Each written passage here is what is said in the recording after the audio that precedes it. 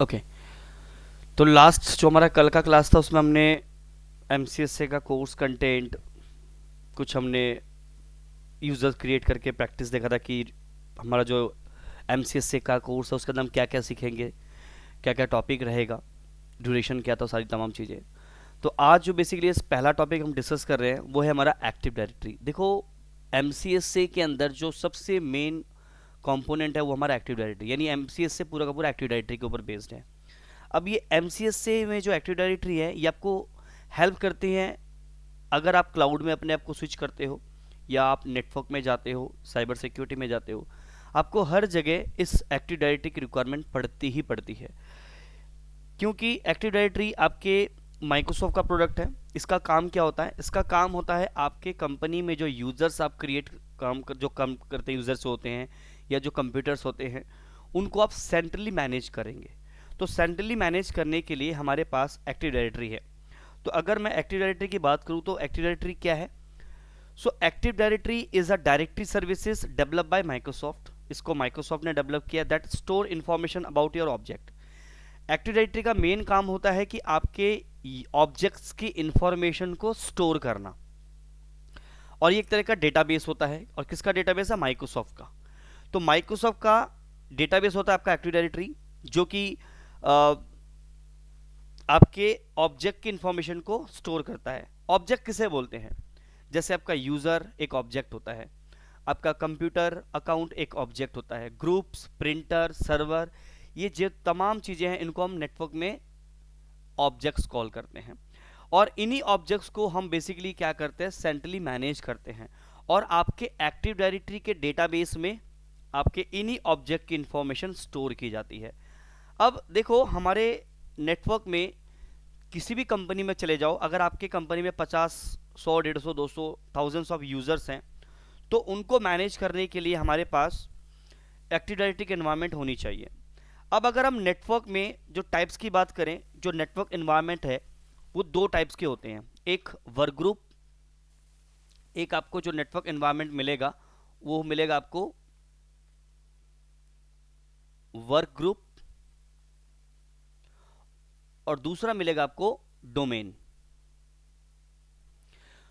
तो आपको work group और डोमेन में क्या डिफरेंस है पहले ये समझना पड़ेगा, तब आपको वैल्यू पता लगेगी कि what is the advantage of active directory. तो वर्क ग्रुप, हमारे नेटवर्क का जो बाय डिफॉल्ट जो सिस्टम होता है वो वर्क ग्रुप पे काम करता है। डोमेन हमें क्रिएट करना पड़ता है। तो वर्क ग्रुप का मतलब है कि आपके नेटवर्क में जितने भी डिवाइसेज है वो इंडिविजुअली काम करेंगे या इंडिपेंडेंटली काम कर रहे होंगे। एग्जाम्पल के लिए, आपके नेटवर्क में जितने भी कंप्यूटर सिस्टम्स हैं, बाय डिफॉल्ट ये कौन से नेटवर्क में रहते हैं? वर्क ग्रुप नेटवर्क में। वर्क ग्रुप का मतलब है कि इन वर्क ग्रुप का मतलब है there is no centralize server. आपके नेटवर्क में कोई सर्वर नहीं होता है। तो अगर आपके नेटवर्क में सर्वर नहीं है तो वो नेटवर्क क्या कहलाएगा? आपका वर्क ग्रुप नेटवर्क कहलाएगा। अब वर्क ग्रुप नेटवर्क कहां पे यूज होता है? छोटे एनवायरनमेंट में, जहां पे आपके कंपनी में 10-15 सिस्टम्स लगे हुए हैं, तो वहां पे आपको डोमेन की रिक्वायरमेंट नहीं है, क्योंकि छोटा सा कंपनी है, 8 से 10 यूजर्स के हमारे पास कह लो कि स्ट्रेंथ है। तो वहां पे मैं क्या करूंगा? इन कंप्यूटर को मैनुअली मैनेज करूंगा थ्रू अ वर्क ग्रुप, क्योंकि मुझे कोई सर्वर नहीं लगाना। लेकिन वर्क ग्रुप के अंदर सबसे बड़ी प्रॉब्लम क्या है? सबसे बड़ा प्रॉब्लम है कि आप अपने नेटवर्क को सेंट्रली मैनेज नहीं कर सकते। सेंट्रली मैनेज करने का ना मतलब क्या है कि अगर मान के चलो आपके कंपनी में 10 यूजर्स हैं, ठीक है, और आपको उन 10 यूजर्स को अगर अलाउ करना है कि वो इन सिस्टम पे लॉगिन करे, तो इन सिस्टमों के ऊपर आपको क्या करना पड़ेगा? उनके यूजर्स क्रिएट करने पड़ेंगे। लेट्स से अगर मैं एग्जांपल लूं कि मेरे नेटवर्क में 10 लोग हैं, और 10 लोग हैं और मेरे पास 8 सिस्टम है, 10 यूजर्स हैं और 8 कंप्यूटर सिस्टम्स हैं, और मैं चाहता हूं कि ये जो 10 के 10 यूजर हैं ये इन 8 सिस्टमों पे काम कर पाए, लॉगिन कर पे काम कर पाए। लेकिन एक बात बताओ कि अगर मेरे पास किसी यूजर का अगर सिस्टम फिक्स नहीं है कंपनी के अंदर, हम क्या करेंगे? जो 10 के 10 यूजर्स हैं वो आपको क्रिएट करने पड़ेंगे हर इन 8 सिस्टमों पे जाके। मींस ये लेट्स से मेरे पास ये 5 सिस्टम्स हैं, हम एग्जांपल लेते हैं, 5 सिस्टम्स हमारे पास, और हमारे पास नंबर ऑफ यूजर कितने? 10 हैं। अभी जो नंबर ऑफ 10 यूजर्स हैं, हमने 2 शिफ्ट लगा रखी है, लेट्स से एक शिफ्ट में 5 लोग आते हैं, दूसरे शिफ्ट में 5 लोग आते हैं, टोटल 10 हो गए। हमारे सिस्टम 5 है हमारे पास, तो ये पीसी नंबर 1 है, ये पीसी नंबर 2 है, ये 3 है, ये 4 है और 5 है। और हमारे पास नंबर ऑफ यूजर्स कितने हैं? 10 यूजर्स हैं। अब इन 10 यूजर का जो सिस्टम है वो फिक्स नहीं है, तो क्या होगा, हमें हर मशीन पे जाके ये 10 के 10 यूजर क्रिएट करने पड़ेंगे। क्यों? क्योंकि लेट्स से एक अमित है, एक यूजर अमित, अब इस अमित को काम करना है, सिस्टम पे लॉगिन करना है, तो इस अमित का यूजर मुझे इस मशीन पे क्रिएट करना पड़ेगा। अगर अमित का यूजर इस मशीन पे क्रिएट नहीं होगा तो क्या लॉगिन कर पाएगा? नहीं कर पाएगा। और मान के चलो कि ये सिस्टम खराब हो जाता तो अमित दूसरे सिस्टम पे लॉगिन करेगा, उस पर भी हमारे अमित का यूजर क्रिएट करना पड़ेगा। यानी मेरे नेटवर्क में अगर 10 यूजर हैं तो उन 10 के 10 यूजर की यूजर आईडी मुझे क्या करना पड़ेगा? इन सभी मशीनों में क्रिएट करना पड़ेगा। अब 2 महीने के बाद क्या होता है कि 3 लोग छोड़ के चले जाते हैं और 2 नए बंदे ज्वाइन होते हैं। तो अब मुझे क्या करना पड़ेगा? ये 3 यूजर्स हर सिस्टम पे जा जाके डिलीट करना पड़ेगा, और ये जो 2 यूजर हैं ये दोबारा से ऐड करने पड़ रहे हैं। तो मुझे हर सिस्टम पे मैनुअली जाके चीजों को मैनेज करना पड़ रहा है। क्यों? क्योंकि वर्किंग एनवायरनमेंट मेरा कैसा है? वर्क ग्रुप, और वर्क ग्रुप में नो सेंट्रलाइज्ड मैनेजमेंट, कोई सेंट्रलाइज मैनेजमेंट नहीं होता। क्यों नहीं होता? क्योंकि देयर इज नो सर्वर, क्योंकि वहां पे कोई सर्वर नहीं है। तो वर्क ग्रुप में बेसिकली क्या होता है? हर मशीन अपने आप में, हर कंप्यूटर अपने आप में क्लाइंट होता है और हर मशीन अपने आप में सर्वर होता है। कैसे? मान के चलते कि हमारे नेटवर्क में ये 2 कंप्यूटर्स हैं, computer number 1 PC1 and PC2। अगर PC1 कोई डेटा PC2 के साथ शेयर कर रहा है तो PC1 हो गया मेरा सर्वर, क्योंकि ये डेटा शेयर कर रहा है, सर्विसेज प्रोवाइड कर रहा है। और ये जो क्लाइंट है, ये जो मशीन है PC2, ये मेरा क्लाइंट कहलाएगा। क्यों? क्योंकि ये डेटा को एक्सेस कर रहा है। अब थोड़ी देर के बाद PC2 ने डेटा PC1 को शेयर कर रहा है, तो इस केस में PC1 क्या 2 क्या कहलाएगा? सर्वर कहलाएगा, और PC1 क्या कहलाएगा? क्लाइंट। यानी वर्क ग्रुप के अंदर every machine will act as a server as well as client. Server का मतलब ये नहीं है कि सर्वर ऑपरेटिंग सिस्टम है, सर्वर का मतलब समझो कि वो मशीन जो सर्विसेज दे रहा है, that is called server. Server का अगर मैं एक डेफिनेशन की बात करूं तो server is nothing, it is a provider services, उसे हम सर्वर बोलते हैं। तो आप PC1 अगर डेटा शेयर कर रहा है तो मतलब वो डेटा प्रोवाइड कर रहा है PC2 को। तो इस केस में PC2 क्या कर रहा है? डेटा को एक्सेस कर रहा है। तो जो डेटा को एक्सेस करता है वो क्लाइंट होता है, जो डेटा शेयर कर रहा होता है वो सर्वर होता है। एज अ टेक्निकली अगर मैं बात करूं तो वर्क ग्रुप एनवायरनमेंट के अंदर हर मशीन अपने आप में क्लाइंट भी होता है एज वेल एज सर्वर होता है। लेकिन वर्क ग्रुप एनवायरनमेंट की सबसे बड़ी डिसएडवांटेज ये है कि इसको बड़े नेटवर्क में आप नहीं यूज कर सकते। क्यों नहीं कर सकते? क्योंकि आपको सेंट्रलाइज मैनेजमेंट कुछ नहीं मिलेगा, आपको हर मशीन पे जाके क्रिएट करना पड़ेगा चीज़ों को। एग्जाम्पल के लिए मान के चलो कि किसी यूजर, कोई बंदा यूजर बैठा हुआ है, सिस्टम पे बैठा हुआ है, और उसका किसी रीजन से सिस्टम क्रैश कर जाता है। अगर उसका सिस्टम क्रैश हो गया तो क्या प्रॉब्लम आएगा? पहला प्रॉब्लम कि यूजर को उठ के दूसरे मशीन पे जाना पड़ेगा लॉगिन करने के लिए, वो तो करना ही पड़ेगा। लेकिन सबसे बड़ा डिसएडवांटेज क्या है कि उस मशीन 1 पे जिस पे वो काम कर रहा था, उस मशीन पे उसका डेटा पड़ा हुआ था। अब अगर मान के चलो कि वो जो बंदा था वो एक सेल्स का पर्सन था और उसके पास कुछ 10 लोगों के सेल्स लीड्स थे, मान के चलो 10 सेल्स लीड्स थी जिसको उनको कॉल करना था कस्टमर्स को। अब वो डेटा कहाँ पड़ा हुआ उस मशीन पे? क्योंकि डेटा सिस्टम क्रैश हो गया है, तो मेरे पास कोई सेंट्रलाइज मैनेजमेंट सिस्टम नहीं था जिस वजह से सारा का सारा डेटा मेरा लॉस हो गया। अब वो रिकवर करने के लिए जो भी टाइम लगेगा वो भी है, लेकिन एक तरीके से क्या हुआ कि मेरा डेटा लॉस हो गया, क्योंकि आपका सारा का सारा डेटा कहाँ पे स्टोर हो रहा था? मशीन पे। तो वर्क ग्रुप के अंदर आपके लोकल ही चीज़ों को मैनेज किए जाते हैं। अगर आपके कंपनी में 1000 मशीनें लगी हुई हैं, 500 मशीनें लगी हैं, थाउजेंड्स ऑफ मशीन लगी हैं, तो उनको मैनेज करने के लिए फिर हमें कौन सा इन्वायरमेंट चाहिए होता है? Domain environment. तो डोमेन इन्वायरमेंट के अंदर हम क्या करते हैं? हम वहां पे एक एक्टिव डायरेक्टरी सर्विसेज को इंस्टॉल करते हैं एक सर्वर के ऊपर। और जब पहले हम लोग क्या कर रहे थे, हम लोग पहले यूजर्स कंप्यूटर पे मैनुअली क्रिएट कर रहे थे, अब हमें कहीं भी मैनुअली क्रिएशन नहीं करना पड़ेगा, अब हमें सर्वर पे सारी चीजें मैनेज करनी होंगी। जस्ट एक एग्जांपल के लिए एक डायग्राम बना के समझाता हूं, ठीक है? मान के चले कि अब हम बात किसकी कर रहे हैं? अब हम बात करें सर्वर और डोमेन एनवायरनमेंट की, ठीक है? अब मैं बात कर रहा हूं डोमेन की। जहां पे हम डोमेन की बात कर रहे हैं तो हम वहां पे किसकी बात करेंगे? एक्टिव डायरेक्टरी के बारे में। अब एक्टिव डायरेक्टरी क्या होता है अभी हम बात करेंगे दोबारा से, लेकिन डोमेन एनवायरनमेंट की हम बात कर रहे हैं। तो डोमेन एनवायरनमेंट के अंदर बेसिकली क्या होता है आपका server and client architecture.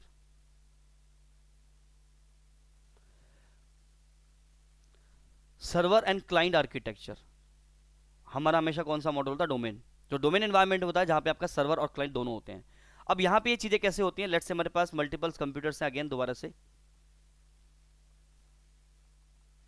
Again we have multiple systems in my network. अब ये सारे के सारे सिस्टम्स किससे कनेक्ट होंगे, ऑब्वियसली नेटवर्क में डिवाइस होता है जिसको बोलते हैं हम स्विच, जिसका काम होता है इन डिवाइसेस को कनेक्ट करना।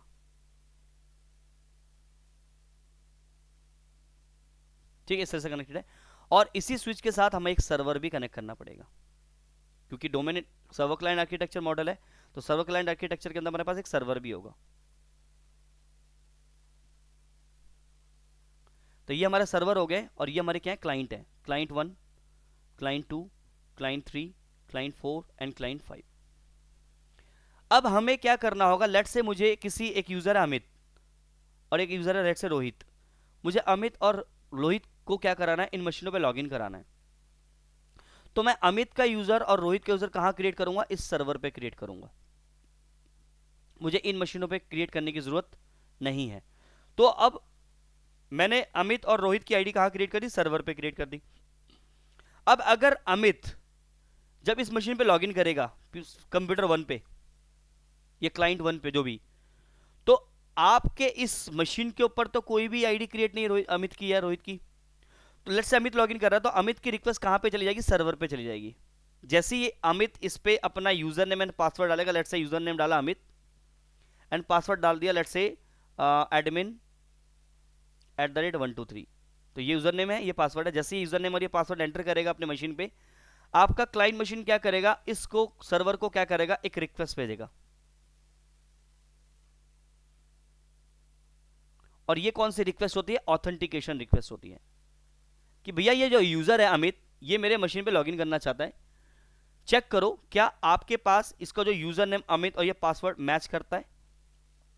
तो ये सर्वर क्या करेगा, ये सर्वर के पास होता है एक डेटाबेस, और कौन सा डेटाबेस है, ऑब्वियसली एक्टिव डायरेक्टरी। और इसी एक्टिव डायरेक्टरी डेटाबेस के अंदर क्या होगा, उस अमित का user name and password store होगा। और ये सर्वर क्या करेगा, उस यूजर नेम और उस पासवर्ड को वेरीफाई करेगा कि जो एंटर किया यूजर ने, अगर ये मैच कर जाएगा तो सर्वर बदले में क्लाइंट को क्या करेगा, ऑथेंटिकेशन रिक्वेस्ट को एक्सेप्ट कर देगा, यानी पास कर देगा, और यूजर यहां पे लॉगिन कर जाएगा। इससे फायदा क्या हुआ, इससे फायदा यह हुआ कि मेरे पास सेंट्रली मैनेजमेंट हो गया। अब अमित इस मशीन पे नहीं, वो नेटवर्क में किसी भी मशीन पे लॉगिन कर सकता है। क्यों कर सकता है, क्योंकि सारे के सारे जो क्लाइंट मशीन है वो आपके इस डोमेन सर्वर से, यानी इस एक्टिव डायरेक्टरी सर्वर से क्या होते हैं, कनेक्टेड होते हैं। तो हम बोल सकते हैं कि ये सारे के सारे मशीन क्या है, इस सर्वर के मेंबर्स हैं।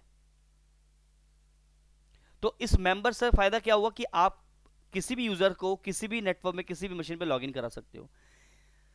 इससे फायदा क्या हो रहा है, यहां पे सारा का सारा फायदा हो रहा है कि आप यहां पे चीजों को सेंट्रली मैनेज कर रहे हो। कल को अमित का पासवर्ड भूल जाता है, तो आपको अमित का पासवर्ड कहां से सेट करना पड़ेगा, इसी सर्वर पे रीसेट करना पड़ेगा। तो एक्टिव डायरेक्टरी एनवायरनमेंट आपको क्या प्रोवाइड करता है, एक्टिव डायरेक्टरी एनवायरनमेंट या डोमेन एनवायरनमेंट आपको प्रोवाइड करता है सेंट्रलाइज्ड कंट्रोल। आप किस चीज को सेंट्रलाइज कंट्रोल करते हो, आप अपने यूजर्स को कंट्रोल करते हो, आप अपने नेटवर्क में ग्रुप्स को कंट्रोल करते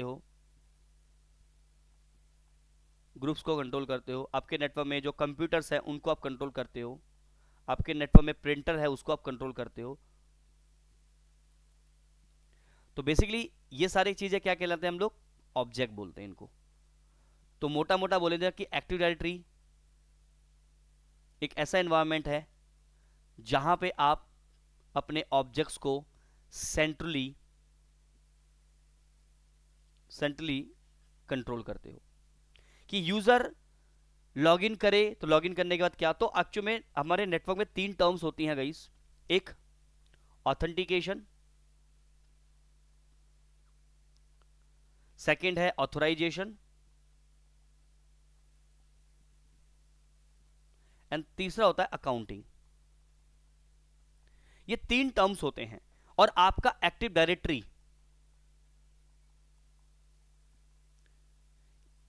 ये तीनों चीजें प्रोवाइड करता है। ऑथेंटिकेशन का मतलब है आपकी आइडेंटिटी, कौन लॉगिन कर सकता है और कौन नहीं, दैट इज कॉल्ड ऑथेंटिकेशन। अगर आपका आईडी एक्टिव डायरेक्टरी में क्रिएट होगा, आपका यूजर नेम और आपका पासवर्ड कॉन्फ़िगर्ड होगा, क्रिएट होगा, तभी आप नेटवर्क में लॉगिन कर सकते हो। और लॉगिन कराने के लिए परमिशन कौन प्रोवाइड करता है? आपका एक्टिव डायरेक्टरी। तो एक्टिव डायरेक्टरी आपको ऑथेंटिकेशन प्रोवाइड करता है। ऑथेंटिकेशन का मतलब है आइडेंटिटी, कि जो यूजर लॉगिन कर रहा है उसका आईडी और उसका password, that is called authentication. एक बात बताओ, आप लोग भी अपना फोन यूज करते होगे, तो फोन को जब आप यूज करते हो, अगर किसी को मैसेज करना है, किसी को कॉल करना, तो फोन को आपने लॉक लगा के रखा होगा। अब लॉक आपका पैटर्न हो सकता है, लॉक आपका फेसबुक फेस लॉक हो सकता है आपने पासवर्ड लगा रखा, हो सकता है आपने पिन लगा रखा हो। तो ये डिफरेंट डिफरेंट ऑथेंटिकेशन के मेथड्स हैं। लेकिन आप अगर अपने फ़ोन को पासवर्ड के थ्रू या पैटर्न लॉक के थ्रू अनलॉक करके एक्सेस करते हो, मतलब वहाँ पे आप अपने फ़ोन को क्या कर रहे हो? ऑथेंटिकेशन प्रोवाइड करा रहे हो, आप अपनी आइडेंटिटी प्रूव कर रहे हो कि yes I am the owner of that phone and I am accessing that phone. तो आपके नेटवर्क में भी एक यूज़र नेटवर्क में लॉगिन करेगा सिस्टम पे। अब सिस्टम पे लॉगिन करने के लिए उसको क्या चाहिए? हमें यूज़र आईडी एंड पासवर्ड चाहिए। और यूज़र आईडी एंड पासवर्ड क्या प्रोवाइड करता है? ऑथेंटिकेशन। और ऑथेंटिकेशन कौन प्रोवाइड करता है? आपका ऑब्वियसली एक्टिव डायरेक्टरी। अब अगर आपका यूजर सक्सेसफुली नेटवर्क में ऑथेंटिकेट हो जाता है, लॉगिन कर जाता है, उसके बाद नेक्स्ट स्टेप आता है ऑथोराइजेशन, कि नेटवर्क में लॉगिन करने के बाद एक यूजर सिस्टम पे लॉगिन करने के बाद वो किस तरह की चीजों को एक्सेस कर सकता है और किस तरह की चीजों को एक्सेस नहीं कर सकता है, ये कंट्रोल हमारे ऑथोराइजेशन के अंदर आता है। ऑथोराइजेशन का मतलब है विच काइंड ऑफ एक्सेस और control you can provide to the device और टू द यूजर्स। तो which kind of thing means what can you access और what can not access, that is called authorization. क्या access कर सकते हो और क्या नहीं, ये हमारी ऑथोराइजेशन के अंदर आती है। तो अब ऑथोराइजेशन के लिए हम क्या करते हैं? एक्टिव डायरेक्टरी में पॉलिसी क्रिएट करते हैं कि मैं चाहता हूं कि मेरा जो यूजर जब नेटवर्क में लॉगिन करे तो वो MS एक्सेल को एक्सेस ना कर पाए, ओपन ना कर पाए, वो किसी USB डिवाइस को एक्सेस ना कर पाए, यानी कोई पेन ड्राइव वगैरह एक्सेस ना कर पाए, उसका ब्लॉक हो जाए, अपना वॉलपेपर सिस्टम का चेंज ना कर पाए, स्क्रीन सेवर चेंज ना कर पाए, टाइम जोन ना चेंज कर पाए। तो ये सब चीजें क्या है? ऑथोराइजेशन, क्या एक्सेस कर सकता है और क्या नहीं, that is come under authorization. ये भी कौन प्रोवाइड करता है? आपका एक्टिव डायरेक्टरी। इसके बाद आता है अकाउंटिंग। अकाउंटिंग का मतलब होता है मॉनिटरिंग। एक बार यूजर लॉगिन कर गया, ऑथेंटिकेशन हो गया, ऑथेंटिकेशन के बाद वो क्या एक्सेस कर सकता है क्या नहीं, दैट इज कॉल्ड ऑथोराइजेशन। उसके बाद यूजर क्या क्या एक्सेस कर रहा है, लेट्स से कोई यूजर ने वॉलपेपर चेंज करने के लिए एक्सेस वॉलपेपर चेंज कर रहा है, हालांकि उसके बाद ऑथोराइज नहीं है कि वो एक्सेस चेंज कर पाए, लेकिन अब उसने ट्राई तो किया ना। अब जब उसने ट्राई किया तो उसके पीछे क्या हो जाएगा? एक लॉक जनरेट हो जाएगा सर्वर पे कि ये पर्टिकुलर यूजर है, ये चीज़ एक्सेस कर रहा है और ये चीज़ एक्सेस करने की कोशिश कर रहा है, जो कि डिनाई फिर भी कोशिश कर रहा है। तो उसके लिए क्या जनरेट हो जाएगा? लॉक जनरेट हो जाएगा, जिसको हम इवेंट लॉक्स बोलते हैं। अगर मान के चलो किसी ने आपके नेटवर्क में लॉगिन करके आपके यूजर को डिलीट कर दिया, तो आप सर्वर पे लॉगिन करके ये चेक कर सकते हो कि किसने उस यूजर को डिलीट किया। आप मतलब अगर आप ये कहोगे कि मैंने तो डिलीट नहीं किया और आप नहीं किया, तब भी आप डिलीट करो कि मैंने डिलीट नहीं किया, आप इतना भी झूठ बोल लो, लेकिन आपकी इंफॉर्मेशन ऑलरेडी लॉग हो चुकी होगी।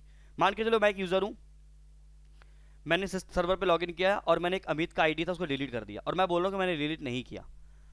तो जो ऑडिटर होंगे वो क्या करेंगे? सर्वर पे जाएंगे, एंट्री मारेंगे और सर्वर के अंदर जाके लॉग्स चेक करेंगे, और लॉग्स चेक करेंगे तो वहां पे डिटेल आ जाएगा कि एक अमित था, उसने लॉगिन किया, मतलब मैं एक नैनजीत नाम का यूजर था, उसने लॉगिन किया सर्वर पे इतने बजे इतने टाइम पे, और उसने इस यूजर को डिलीट किया है। उस पर क्लियरली मेंशन होगा कि this user deleted by Nayanjit Singh. तो वहां पे मैं झूठ नहीं बोल सकता, क्योंकि चीजें जो रिटर्न में होती है उसको मैं झूठ नहीं कर सकता। अब अगर मान के चलो कि भले ही मैंने नहीं किया, क्या पता मेरा पासवर्ड किसी ने चेंज कर दिया हो, या फिर मेरा पासवर्ड किसी मैंने शेयर कर उसने लॉगिन करके डिलीट कर दिया हो, तो इसलिए हम पासवर्ड वगैरह भी पॉलिसी कॉन्फ़िगर करते हैं, वो सब चीज़ें हम दिखेंगे। तो एक्टिव डायरेक्टरी आपको तीन चीज़ें प्रोवाइड करती है: authentication, authorization and accounting. Authentication कि कौन एक्सेस कर सकता है और कौन नहीं, that is user name and password. Authorization, एक बार सक्सेसफुली ऑथेंटिकेट हो जाए तो क्या कर सकते और क्या नहीं, that is called come under authorization. और जो भी नेटवर्क में वो चीज़ें एक्सेस कर रहा है उसको क्या कर रहा है आपका सर्वर? मॉनिटर कर रहा है, लॉग जनरेट कर रहा है, that is called accounting. Accounting is nothing, it is a monitoring of the object. तो एक्टिव डायरेक्टरी हमारे नेटवर्क में ये तीन चीजें प्रोवाइड करता है।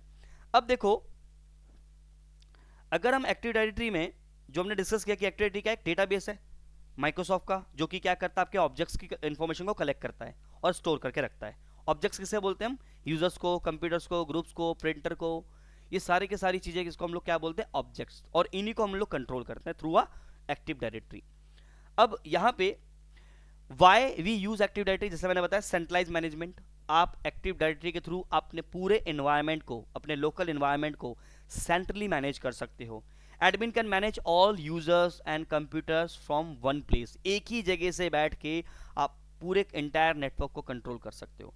डजेंट मैटर कि आपके 2 4 5 ऑफिस हैं, अलग अलग लोकेशंस पे हैं, तब भी आप एक जगह से बैठ के उन सभी लोकेशंस के डिवाइस यूजर को मैनेज कर सकते हो। That is called centralize management. Authentication and authorization अभी हमने बात किया। एक्टिविटी क्या प्रोवाइड करता है, authorization and authentication. User log in once with their user name and password.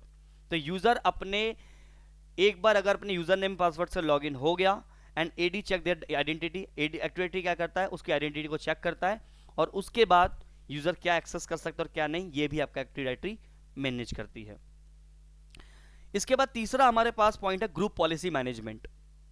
Group policy basically क्या है, आपके एक्टिव डायरेक्टरी एक सिक्योरिटी फीचर्स है जिसके थ्रू हम अपने नेटवर्क में यूजर को, ऑथराइजेशन हमने बोला ना अभी, ऑथराइजेशन कि भैया क्या एक्सेस कर सकते हो और क्या नहीं, ये चीज हम कैसे कंट्रोल करेंगे। कैसे मैं यूजर को बोलूंगा कि आप अपना वॉलपेपर चेंज नहीं कर सकते, मैं कैसे यूजर को बोल सकता हूँ कि आप कोई भी पेन ड्राइव से अपना डेटा एक्सेस नहीं कर सकते, यानी पेन ड्राइव, क्योंकि पेन ड्राइव एक ऐसा डिवाइस है कि जो भी आपके डेटा को लीक कर सकता है। अगर किसी यूजर के पास पेन ड्राइव है, उसने सर अपने सिस्टम पे लगाया और आपके डेटा को कॉपी करके चला गया, तो आपकी कंपनी का लॉस हो गया, डेटा लॉस हो गया। तो इस तरह के थ्रेट्स हम क्या करते हैं, अपने नेटवर्क प्रोटेक्ट करते हैं। तो इसके लिए हम क्या करते हैं अपने नेटवर्क में, ग्रुप पॉलिसी। तो ग्रुप पॉलिसी क्या प्रोवाइड करती है, ऑथराइजेशन, कि क्या एक्सेस कर सकते हो और क्या नहीं कर सकते। ये सब चीजें हम किससे मैनेज करते हैं, ग्रुप पॉलिसी। बहुत डिटेल में मैं ग्रुप पॉलिसी आपको बताऊंगा, क्योंकि इंटरव्यू में अगर आप जाओगे एमसीएससी के लिए, सर्वर एडमिन के प्रोफाइल के लिए या विंटल के प्रोफाइल के लिए, एमसीएससी के कोर्स करने के बाद आप system administrator, system engineer, IT support, Wintel admin, इन सभी प्रोफाइल के लिए जॉब अप्लाई कर सकते हैं। और जब आप एक एनवायरनमेंट के अंदर, एक बड़े एनवायरनमेंट के अंदर जाएंगे, तो आपसे 110% आपको ग्रुप पॉलिसी के बारे में पूछेंगे ही पूछेंगे, क्योंकि ये आपके नेटवर्क का, आपके एक्टिव डायरेक्टरी का, सिक्योरिटी का सबसे बड़ा बैकबोन है। पूरा कंट्रोल हम एक ग्रुप पॉलिसी से कर सकते हैं। तो ग्रुप पॉलिसी ऐसी खतरनाक चीज है एक तरीके से, अगर आपकी अंडरस्टैंडिंग अगर इसमें सही से नहीं है, तो क्या होगा कि हो सकता है कि आपकी कंप्लीट नेटवर्क आउटेज हो जाए। तो कैसे ये ग्रुप पॉलिसी काम करती है, इसका ऑब्वियसली हमें 3 से 4 5 क्लासेस में भी शायद हमको इसमें लगेंगे, ठीक है। तो बहुत बड़ा टॉपिक है, डिस्कस करेंगे। तो ग्रुप पॉलिसी मैनेजमेंट क्या करता है, apply rules, example password policy, software installation, desktop wallpaper, USB restrictions to many users and controls आप कर सकते हो। तो ग्रुप पॉलिसी जैसे क्या कर रहा है कि लेट्स से मान के चलो कि आपको अपने सिस्टम, अपनी कंपनी में गूगल क्रोम इंस्टॉल करना है। अब आप एक मशीन पे बंदा जब लॉगिन करे, उसको गूगल क्रोम चाहिए, उसको पीडीएफ रीडर चाहिए ताकि पीडीएफ को रीड कर सके। गूगल क्रोम क्योंकि उसको ब्राउजर करना है, वेबसाइट एक्सेस करनी है। तो मान के चले कि आपकी कंपनी में 1000 मशीनें हैं और उन हर मशीन पे जाके आपको एक सॉफ्टवेयर डाउनलोड करना, इंस्टॉल करना है, लाइक गूगल क्रोम। तो मान के चलो कि एक मशीन पे लॉगिन करने के बाद, गूगल क्रोम को इंस्टॉल करने के बाद 15 मिनट का टाइम लगता है, और आपके कंपनी में 1000 मशीनें लगी हैं। तो आप समझ लो कि मल्टीप्लाई कर लो उसको 15 से, अब कितने दिन लग जाएंगे, 3 4 5 दिन, मतलब हफ्ता भर भी लग सकता है, ज़्यादा उससे भी ज़्यादा टाइम लग सकता है। लेकिन अगर मैं बोलूं कि ग्रुप पॉलिसी के थ्रू ये जो काम है वो सिर्फ और सिर्फ 5 मिनट में हो जाएगा, तो this is a powerful tool of group policy. तो ग्रुप पॉलिसी के थ्रू आप नेटवर्क में सॉफ्टवेयर भी इंस्टॉल कर सकते हो। लेकिन कौन कौन से सॉफ्टवेयर इंस्टॉल कर सकते हैं और कौन से नहीं कर सकते, इसका भी एक लिमिटेशन है। आप कहो कि ग्रुप पॉलिसी का मैं कंपनी के सारे सॉफ्टवेयर को डिप्लॉय कर दूं, नहीं, जो छोटे मोटे यूटिलिटीज हैं वो आप कंट्रोल कर सकते हो, ठीक है। डिस्कस करेंगे डिटेल में। आपके नेटवर्क में सॉफ्टवेयर इंस्टॉलेशन हो गया या वॉलपेपर की कोई पॉलिसी हो गई, आप उसको लगा सकते हो। अपने नेटवर्क में यूएसबी को रिस्ट्रिक्शन कर सकते हो। कई लोग क्या करते हैं, अपने फ़ोन को चार्ज करने के बहाने अपने सिस्टम पर लगाते और डेटा निकाल के ले जाते हैं। कई बार हुआ है, मैंने कईयों को देखा ऐसे करते हुए कि भाई उन्होंने कहा कि सर फ़ोन को चार्ज पे करने के लिए लगा रखा, और लगाया फ़ोन, और आपको मालूम है फ़ोन को चार्ज करने पे लगाओगे, यूएस फाइल ट्रांसफ़र करोगे, आपका मोबाइल का एक्सेस सिस्टम पे आ जाएगा और डेटा कॉपी पेस्ट कर सकते हो, ईजिली है। तो इस तरह की चीज़ें ना हो नेटवर्क पे, तो इसके लिए हम क्या करते हैं, यूएसबी रिस्ट्रिक्शंस लगाते हैं, ठीक है। सिक्योरिटी, ऑब्वियसली आपको एक्टिविटी क्या प्रोवाइड करा, security, control who can access what, क्या एक्सेस कर सकता है, इसका कंट्रोल आप क्या कर सकते हो, एक्टिव डायरेक्टरी के थ्रू मैनेज कर सकते हो। तो this is the point you need to know about it. अब थोड़ी देर में आते हैं इन चीज़ों के ऊपर, क्योंकि अब मैं अगर ज़्यादा डीप जाऊंगा तो विल गेट कंफ्यूज। तो एक्टिव डायरेक्टरी के कुछ मेजर कंपोनेंट है, और ध्यान रखना ये वो टॉपिक हैं जो एक इंटरव्यूअर आपसे पूछेगा ही पूछेगा। अगर आप एक्टिव डायरेक्टरी में अपनी मास्टरी चाहते हो तो ये बेसिक्स चीज़ों के बारे में आपको क्लियर होनी चाहिए कि डोमेन क्या होता है, ट्री क्या होता है, फॉरेस्ट क्या होता है, ऑर्गेनाइजेशनल यूनिट क्या होता है, डोमेन कंट्रोलर क्या होता है, और ऑब्जेक्ट्स क्या होता है। अभी हम डोमेन के बारे में बात नहीं करेंगे, अभी हम ट्री के बारे में बात नहीं करेंगे, अभी हम फॉरेस्ट के बारे में बात नहीं करेंगे, अभी हम ऑर्गेनाइजेशन यूनिट के बारे में भी बात नहीं करेंगे। अभी हम बात करेंगे सिर्फ और सिर्फ डोमेन कंट्रोलर के बारे में। क्योंकि जो पहला जो हमारे को नेटवर्क में अगर हमें एक डोमेन एनवायरनमेंट क्रिएट करना है तो सबसे पहले डोमेन एनवायरनमेंट क्रिएट करने के लिए मुझे चाहिए एक डोमेन कंट्रोलर मशीन। अब डोमेन कंट्रोलर मशीन को बढ़ने से पहले एक चीज डिस्कस करते हैं कि हमारे नेटवर्क में जो ऑपरेटिंग सिस्टम है विंडोज के, क्योंकि सारा का सारा विंडोज के ऊपर ही करेंगे हम लोग। तो अगर मैं विंडोज में ऑपरेटिंग सिस्टम की बात करूं, विंडोज ऑपरेटिंग सिस्टम की बात करूं तो दो टाइप के आपके ऑपरेटिंग सिस्टम मिलेंगे आपको। एक मिलेगा आपको client operating system, client OS, और दूसरा मिलेगा आपको सर्वर ओएस। एक आपको मिलेगा सर्वर ओएस। क्या फर्क है दोनों में, क्लाइंट और सर्वर में? देखो, क्लाइंट जो होता है वो हमारे होम यूजर्स के लिए डिजाइन किया गया है। होम यूजर मतलब एक नॉर्मल यूजर, आप अपने घर पे, आप अपने ऑफिस पे जो एम्प्लॉयज हैं, जो काम करते हैं, वो जो ऑपरेटिंग सिस्टम जिस पे काम करते हैं उसको बोलते हैं क्लाइंट ऑपरेटिंग सिस्टम। कौन कौन से होते हैं? विंडोज 7 हो गया, 10 हो गया, 11 हो गया। ये हमारे कैसे ऑपरेटिंग सिस्टम होते हैं? Client operating system.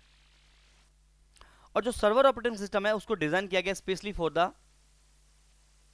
Server admin के लिए। ऑपरेटिंग सिस्टम ऑलमोस्ट सेम होता है देखने में, लेकिन इसमें features as compare to client ज्यादा होते हैं। इसको डिजाइन ही किया गया है आपके नेटवर्क में चीजों को मैनेज करने के लिए।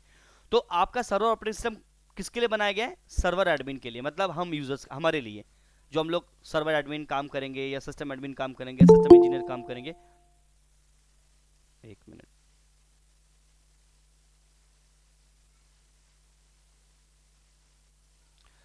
तो सिस्टम एडमिन काम करेंगे, उनके लिए हमारे ये डिजाइन किया गया है। एक सेकेंड। तो सर्वर ऑपरेटिंग सिस्टम कौन कौन से होते हैं? जैसे कि विंडोज सर्वर,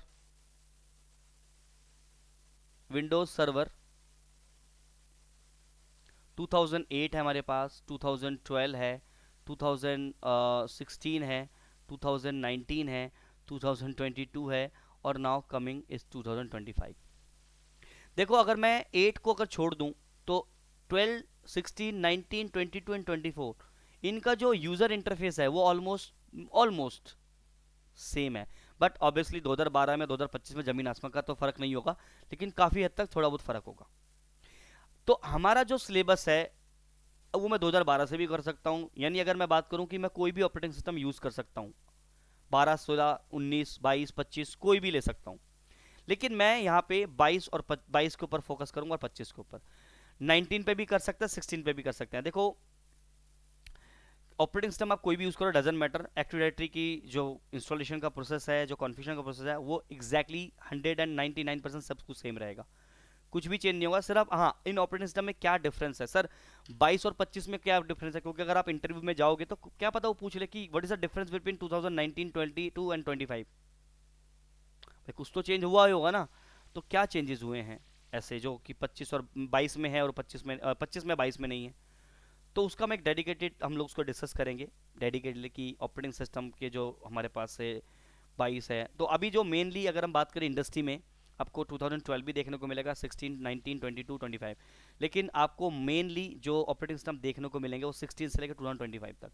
मे बी 2022 12 जो है आपको ना मिले, ठीक है, लेकिन आपको 16, 19, 22, 2025 आपको मिलेगा ही मिलेगा। कोई भी ऑपरेटिंग सिस्टम सीख लो, ऐसा नहीं है कि 16 के लिए आपको अलग ट्रेनिंग लेनी है, 19 के लिए आपको अलग ट्रेनिंग लेनी है। This are the different, everything is same, ठीक है। तो सब कुछ सेम ही है, बस थोड़ा बहुत चेंजेस किए गए हैं, वो हम देख लेंगे। तो सर्वर ऑपरेटिंग सिस्टम के बारे में ही हम बात करेंगे। तो सबसे पहले हम किसके बारे में बात करेंगे? डोमेन कंट्रोलर के बारे में। और आज हम हमारा छोटा सा प्रैक्टिकल हम करेंगे।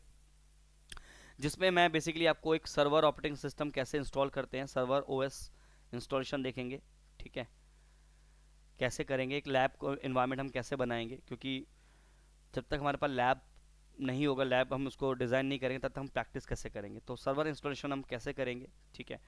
उसके बाद हम एक्टिव डायरेक्टरी एडी इंस्टॉलेशन देखेंगे कि एडी कैसे इंस्टॉल किया जाता है। तो जब हम किसी मशीन पे एडी इंस्टॉल करते हैं तो वो मशीन क्या बन जाता है, डोमेन कंट्रोलर। तो अभी हम सबसे पहले बात करते हैं डोमेन कंट्रोलर क्या होता है, ठीक है। एक मिनट देखते हैं इसमें होगा।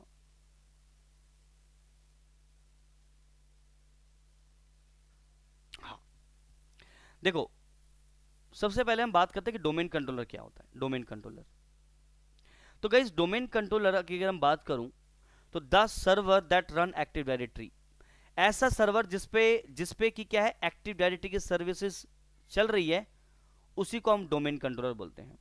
और डोमेन कंट्रोलर मैंने आपको बता दिया कि एक्टिविटी का काम क्या होता है, ऑथेंटिकेशन ऑथराइजेशन प्रोवाइड करना, है ना।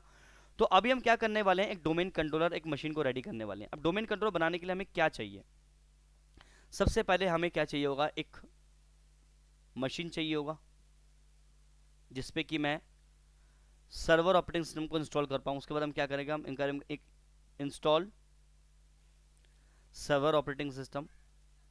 सर्वर ऑपरेटिंग सिस्टम आप कोई भी कर सकते हो, सर्वर ऑपरेटिंग कोई भी कर सकते हो आप। 2012 कर सकते हो, 16 कर सकते हो, 19 कर सकते हो, 22 कर सकते हो, 25 कर सकते हो। हम 22 करेंगे, ठीक है। मेरे पास 22 का ऑपरेटिंग सिस्टम का आयुष पड़ा हुआ है। I will share you, don't worry, आपको कहीं पे डाउनलोड करने की जरूरत नहीं है, मैं आपको खुद प्रोवाइड कर दूंगा, गूगल ड्राइव पे लिंक दे दूंगा, आप डाउनलोड कर लेना, ठीक है। तीसरा है कि इंस्टॉल एक्टिव डायरेक्टरी, फिर हम एक्टिव डायरेक्टरी को इंस्टॉल करेंगे और उसके बाद हमारा जो मशीन है वो क्या बन जाएगा, डोमेन कंट्रोलर। तो डोमेन कंट्रोलर कुछ नहीं है, एक ऐसा मशीन है जिसपे एक्टिव डायरेक्टरी की सर्विसेज को आप इंस्टॉल कर देते हो। तो सबसे पहले हम क्या करेंगे, पहले एक मशीन को क्रिएट करते हैं, ठीक है। उसके बाद फिर थोड़ा बहुत एक दो प्रैक्टिकल देख लेते हैं। उसके बाद ही फिर मैं आपको इन चीज़ों के बारे में समझा पाऊंगा कि ये डोमेन क्या होता है, ट्री हम किसे बोलते हैं, फॉरेस्ट हम किसे बोलते हैं, है ना। ये तमाम चीज़ें हैं जो इंपॉर्टेंट कॉन्सेप्ट है हमारे। फिर ओयू है, फिर हमारे पास डोमेन इन्वायरमेंट कैसे काम करता है। तो एक बार इसको थोड़ा समझ लेते हैं कि डोमेन इन्वायरमेंट काम कैसे करता है, ठीक है, क्यों हम बना रहे हैं डोमेन, क्या रिक्वायरमेंट है डोमेन बनाने की। तो देखो, अगर हम डोमेन एनवायरनमेंट की बात करें तो ये कैसे काम करता है। मान के चलो कि कंपनी, लास्ट टाइम भी हमने डिस्कस किया था कि आपकी कंपनी है, let's say ABC private limited, जिसमें 200 यूजर्स काम करते हैं, 200 एम्प्लॉयज काम करते हैं, and all the computers are join to the AD domain like abc.com। तो देखो क्या होता है कि जब भी आप एक डोमेन एनवायरनमेंट क्रिएट करते हो तो उसको आप क्या देते हो, एक नेम डिफाइन करते हो। वो नेम आपका कुछ भी हो सकता है, जैसे कि मैंने नाम दिया है abc.local या abc.com, abc.com, hcl.com, ठीक है, लेट्स से pnb.com। तो ये क्या है, ये आपके डोमेन है, डोमेन नेम है बेसिकली, ठीक है। तो जब भी आप एक डोमेन क्रिएट करते हो उसको क्या देते हो, डोमेन नेम देते हो। तो मैंने लेट्स से एग्जांपल है कि मेरे नेटवर्क में एक डोमेन हम क्रिएट कर रहे हैं, उसका नाम हम क्या रखेंगे, abc.local। तो अब हम इसका नाम कैसे रखेंगे, तो जब आप मशीन के ऊपर एक्टिव डायरेक्टरी इंस्टॉल करोगे ना, जिस भी मशीन पे आप एक्टिव डायरेक्टरी की सर्विसेज को इंस्टॉल करोगे, तो ड्यूरिंग द इंस्टॉलेशन आपका एक्टिव डायरेक्टरी पूछेगा कि आप अपने डोमेन का नाम क्या रखना चाहते हो। तो मैं कुछ भी रख सकता हूं। तो देखो, ये जो हमारा डोमेन हम क्रिएट कर रहे हैं, ये जो हम डोमेन क्रिएट कर रहे हैं, ये डोमेन हमारा एक लोकल डोमेन है। तो डोमेन दो तरीके से होते हैं, एक लोकल डोमेन और एक पब्लिक डोमेन।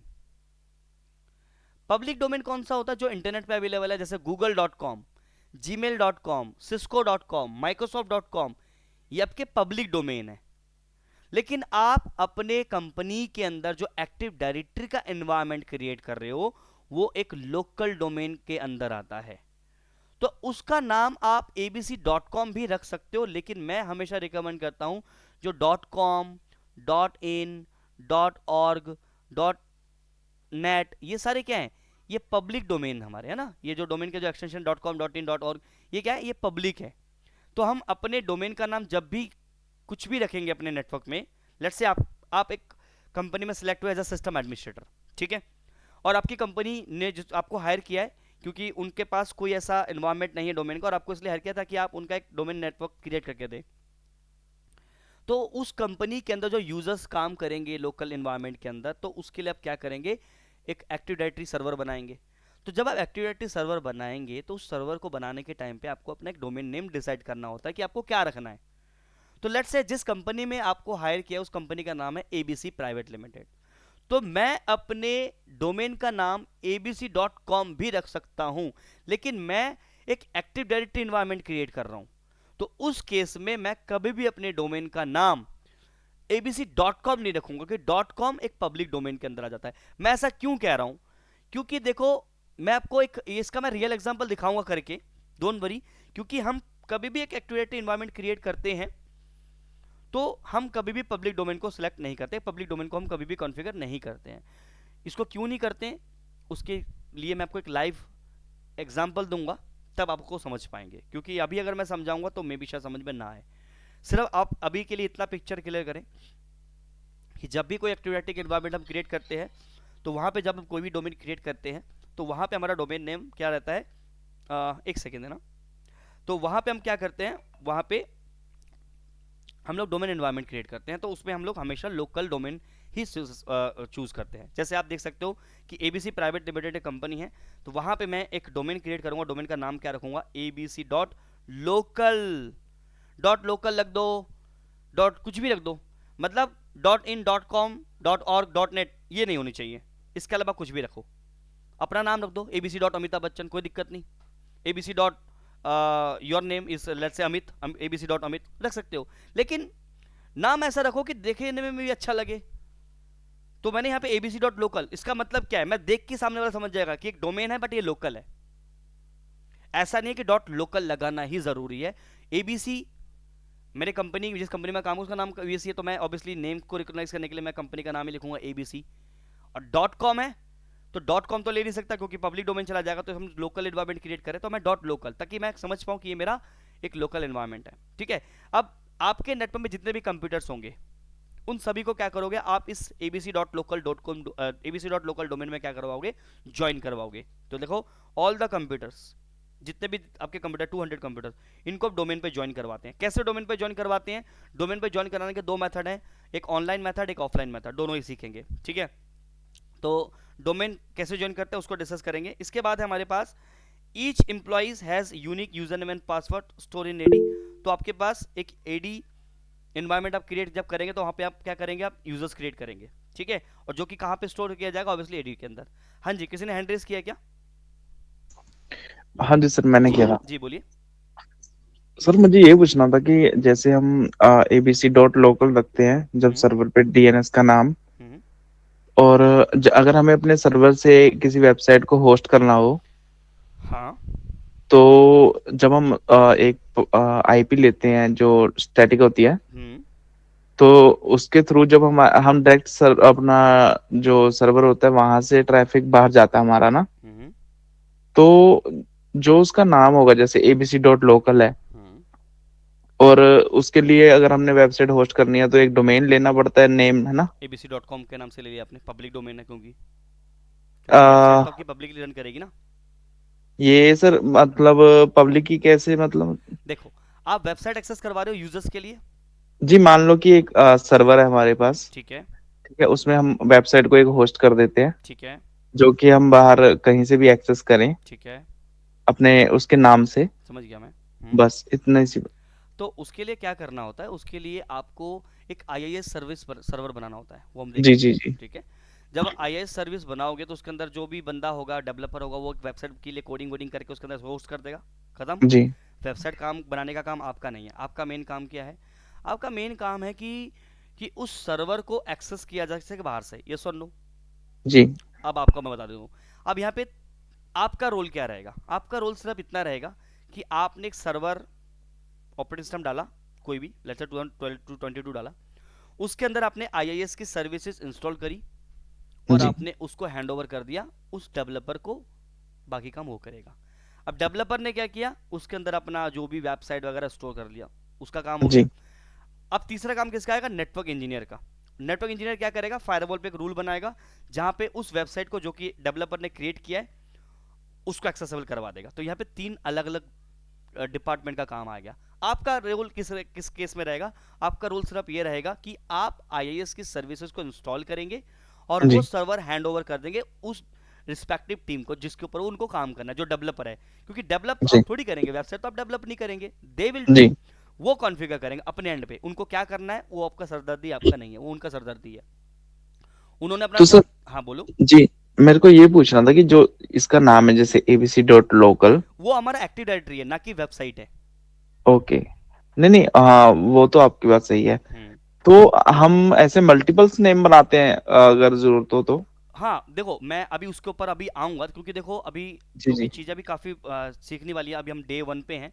तो जी अब इसके लिए आपको पहले आपके लोकल एनवायरनमेंट को समझना। अभी आप आईआईएस या वेबसाइट को कंसिडर ना करें, क्योंकि यहाँ पे जी हमारा वेबसाइट से कोई लेन देना नहीं है। जी हमारा क्या सर, क्या मुझे गॉट वही इट। क्लैरिटी चाहिए थी हाँ, ना कि जो abc.local है अब वो जैसे। हाँ तो वो कैसे काम जी, करेगा उसके लिए आपको डीएनएस पढ़ाऊंगा मैं आपको ना।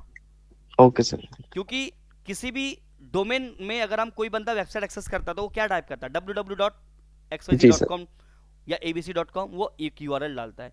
उसके पीछे डीएनएस काम करता है। तो जब तक मैं डीएनएस के ऊपर नहीं आऊंगा तब तक ये जो फ्लो है, क्योंकि फ्लो मुझे समझाना पड़ेगा। जी सर। आपका मैं क्वेश्चन समझ गया कि हम मल्टीपल डोमेन कैसे क्रिएट करेंगे, आपका ये क्वेश्चन है। क्योंकि जो बंदा है वो अपना जो डेवलपर है वो अपना एक वेबसाइट बनाएगा, उसके अंदर उसको कैसे एक्सेस करवाएंगे, जी उसका सर। रोल अलग है।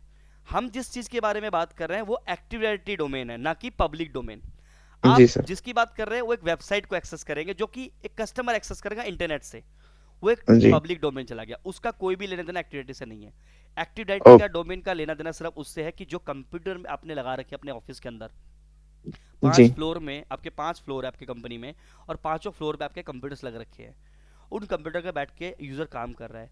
तो उस कंप्यूटर को, उन कंप्यूटर्स को, उन यूजर्स को आप कैसे मैनेज करेंगे? Through active directory. तो एक्टिव डायरेक्टरी आपका क्या क्रिएट करा है? एक लोकल डोमेन क्रिएट करा है, नॉट अ पब्लिक। आप पब्लिक डोमेन पे चले गए, समझ गए? वो काम अलग हो गया, वो उसका प्रोसेस अलग होगा। आपकी कंपनी के अंदर का जो डोमेन एक्टिव डायरेक्टरी डोमेन है उसका प्रोसेस अलग होगा। उसका कोई भी लेना देना किसी भी वेबसाइट से रिलेटेड नहीं है। हाँ, अगर कोई बंदा अगर abc.com वेबसाइट को एक्सेस करता है तो एक्टिव डायरेक्टरी पे रिक्वेस्ट आएगी, लेकिन वो कैसे ट्रैफिक को हैंडल करेगा, अगेन उसके लिए हमें डीएनएस पढ़ना पड़ेगा। Okay sir. ठीक है।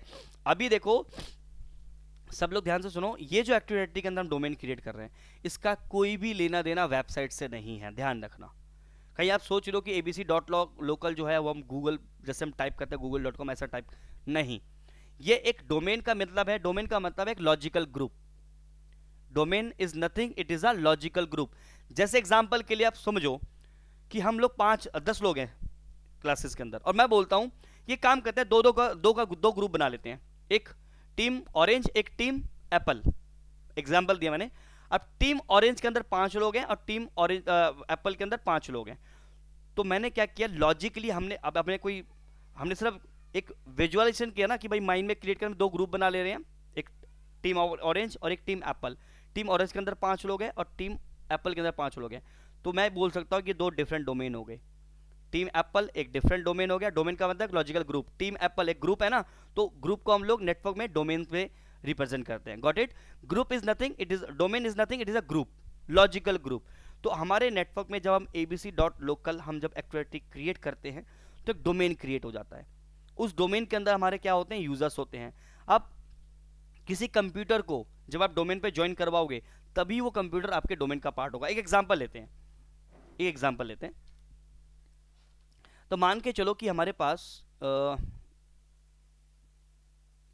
पास एक ये डोमेन हमने बनाया, लेट्स से abc.local। तो ये हमारा क्या है, abc.local का ग्रुप है, ये ग्रुप बन गया, मान के चलो बन गया। अब हमारे कंपनी में लेट्स से ये कंप्यूटर्स हैं, दीज आर द कंप्यूटर्स।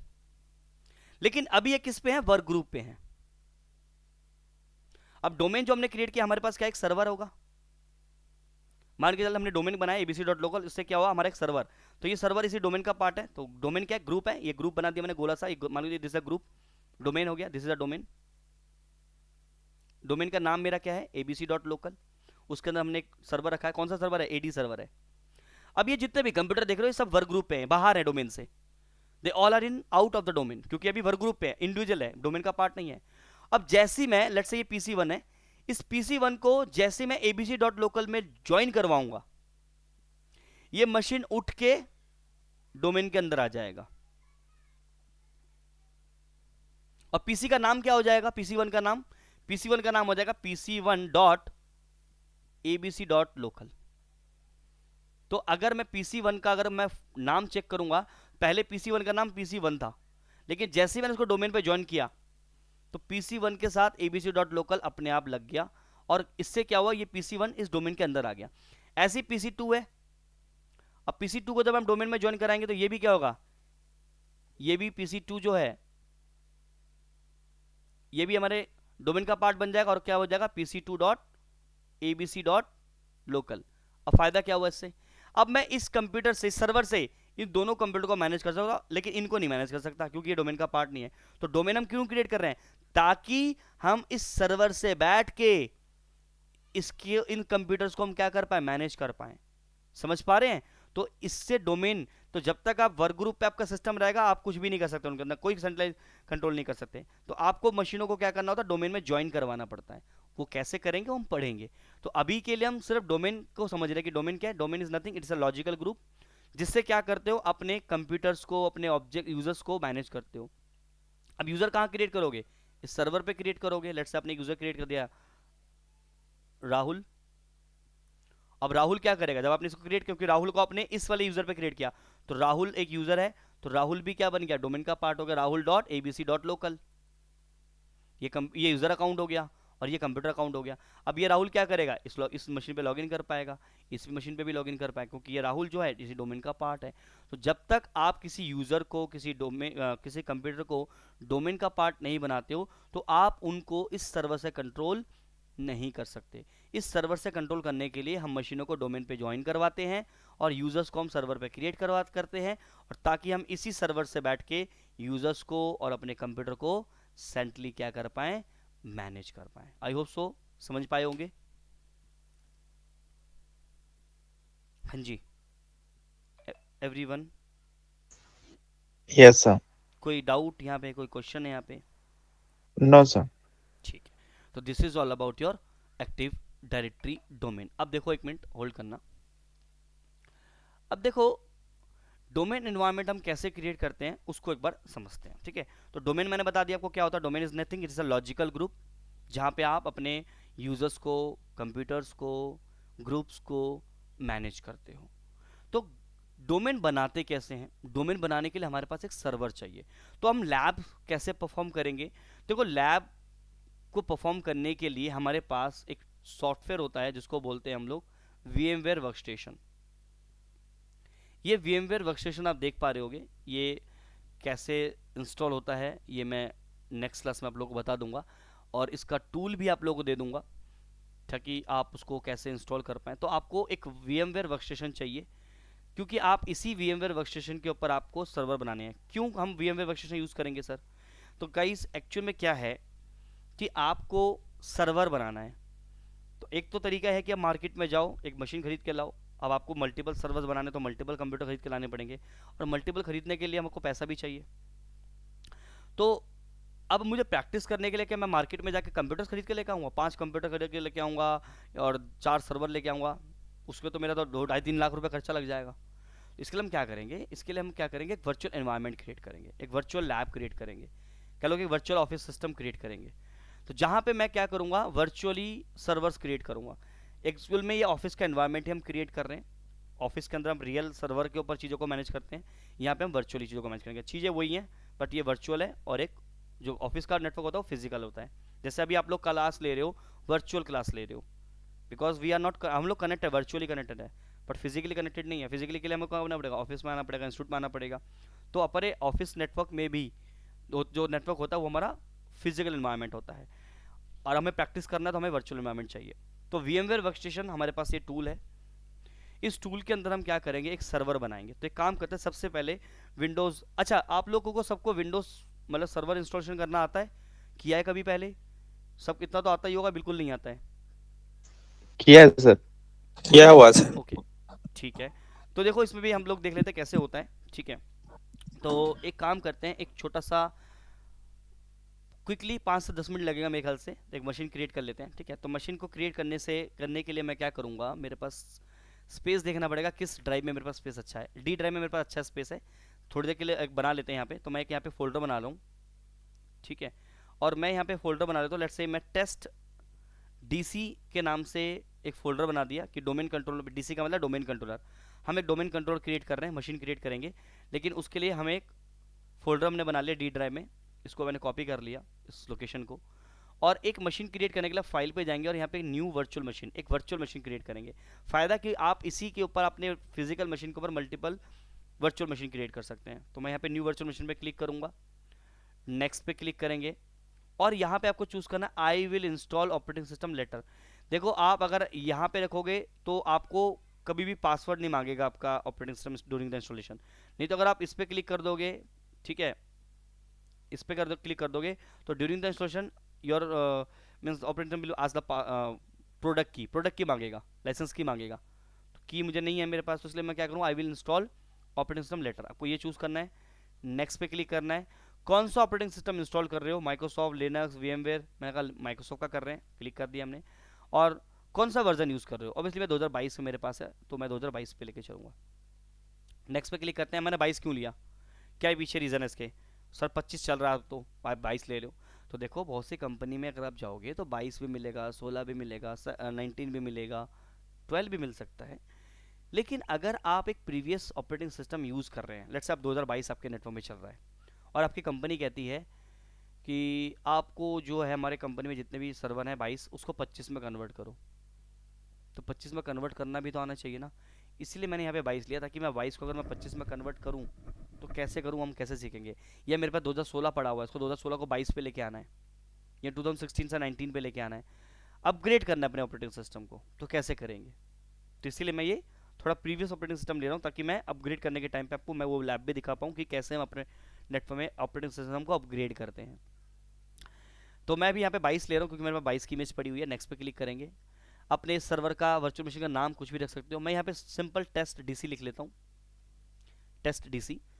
और जो लोकेशन जहाँ पे आपको इस मशीन को क्रिएट करना है, तो हमने डी ड्राइव में फोल्डर बनाया अभी हमने, वो मैंने लोकेशन कॉपी कर लिया था, मैंने पेस्ट कर दिया। तो डी ड्राइव में टेस्ट डीसी के नाम से हमने एक फोल्डर बनाया, और इसी के अंदर हम टेस्ट डीसी, वर्चुअल मशीन का नाम आप कुछ भी रख सकते हैं, मेरे पास ऑलरेडी डीसी क्रिएटेड है, तो आपको सिर्फ सिखाने के लिए मैं यहाँ पे टेस्ट डीसी करके बना रहा हूँ। नेक्स्ट पे क्लिक करेंगे। ये आपके हार्ड डिस्क का साइज़ है, तो मैं यहाँ पे 80 GB रख लेता हूँ, ठीक है। आप अपने रिक्वायरमेंट के हिसाब से रख सकते हैं, 80 GB इज़ इनफ। अब आपके पास ये दो ऑप्शन है, store virtual hard disk as a single file और मल्टीपल फाइल। तो आप क्योंकि एक वर्चुअल मशीन क्रिएट कर रहे हैं, तो आपकी हार्ड डिस्क भी एक वर्चुअल क्रिएट होगी। अब वर्चुअल हार्ड डिस्क जब क्रिएट होगा तो उसको मल्टीपल फाइल में स्टोर करना है या सिंगल फाइल में। तो मल्टीपल फाइल में स्टोर करेंगे तो हमारे लिए प्रॉब्लम होगा आगे चल के चीज़ों को मैनेज करने में। तो हम लोग क्या कर लेंगे, ऊपर वाला ऑप्शन पे क्लिक करेंगे कि जो भी हार्ड डिस्क बने उसकी एक सिंगल फाइल बने, मल्टीपल फाइल ना बनाओ। मल्टीपल को बनाने के मेरे लिए मैनेज करना मुश्किल हो जाएगा, तब इसे सिंगल फाइल बनाओ, और यहाँ पे नेक्स्ट पे क्लिक करो। अब यहाँ पे आपके ऑपरेटिंग सिस्टम के हिसाब से इसने ऑटोमेटिकली एक और रैम वैम अपने आप से चूज़ कर लिया इसने। रैम का जो भी है देख सकते हो यहाँ पे, मेमोरी 2 GB ले रखा है। तो क्योंकि मेरे लैपटॉप में अच्छा खासा रैम है, 24 GB के आसपास है, तो मैं इसको क्या करता हूँ, कस्टमाइज पे जाता हूँ, और मैं इसकी जो रैम है, जो मेमोरी आप देख सकते हो 2 GB है ना, मैं इसको 4 GB ले लेता हूँ, और मैं यहाँ पे क्लोज कर देता हूँ। मैंने सिर्फ इसकी रैम बढ़ा दी 4 GB, और फिनिश। तो ये देखो, मैं बाकी चीज़ों को हटा देता हूँ नहीं तो कंफ्यूज ना हो जाओ आप लोग। ये टेस्ट डीसी मेरा बन गया। अब आपको क्या करना है, यहाँ पे अगेन एडिट वर्चुअल मशीन पे जाना है, क्योंकि आपको इमेज भी देनी है। क्योंकि जब इसको स्टार्ट करोगे तो आपको विंडोज सर्वर 2012 का जो 22 का क्या चाहिए, आईएसओ फाइल चाहिए जिसमें ऑपरेटिंग सिस्टम इंस्टॉल करोगे। तो उसके लिए आपको क्या करना है, CD DVD पे जाना है, और यहाँ पे आई यूज़ आईएसओ फाइल इमेज पे ब्राउज करो, जहाँ पे भी आपने रखा हुआ है। मैंने इसको शायद डाउनलोड वाले फोल्डर में रखा हुआ है, let me check it. Document, या डॉक्यूमेंट वाले फोल्डर में पड़ा है। मेरे पास 2012 भी पड़ा हुआ है और 2022 भी पड़ा हुआ है। तो मैं 2022 इंस्टॉल कर रहा हूँ, 2K22। ये आईएसओ फाइल है, 4.38 GB है। सब कुछ आपको कैसे डाउनलोड करना है सब बता दूंगा, आपको गूगल ड्राइव पे एक्सेस दे दूंगा, उस पर ये फाइल अपलोड कर दूंगा, डाउनलोड कर लेना, VMware भी और ये फाइल भी। नहीं तो आप डायरेक्टली गूगल पे जाके सर्च करना, डाउनलोड सर्वर 2022 आईएसओ फाइल, आपको आराम से इजीली लिंक मिल जाएगा, डाउनलोड हो जाएगा। लेकिन अगर आप नहीं चाहते हो तो मैं लिंक शेयर कर दूंगा, आप डाउनलोड कर लेना। ओपन पे क्लिक करो और ओके कर दो। और आप इसको पावर को करो मशीन को ऑन।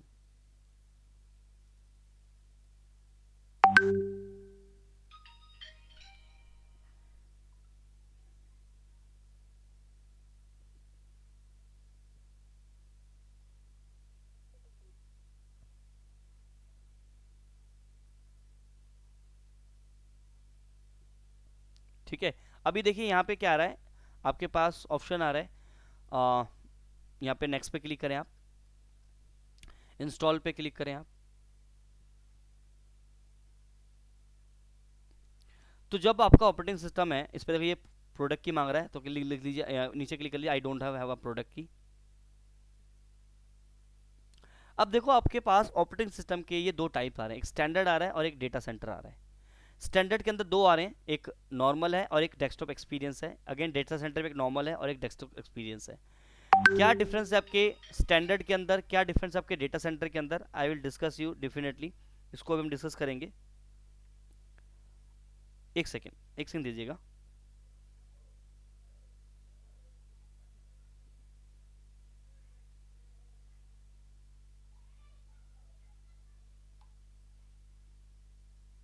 ओके नाउ,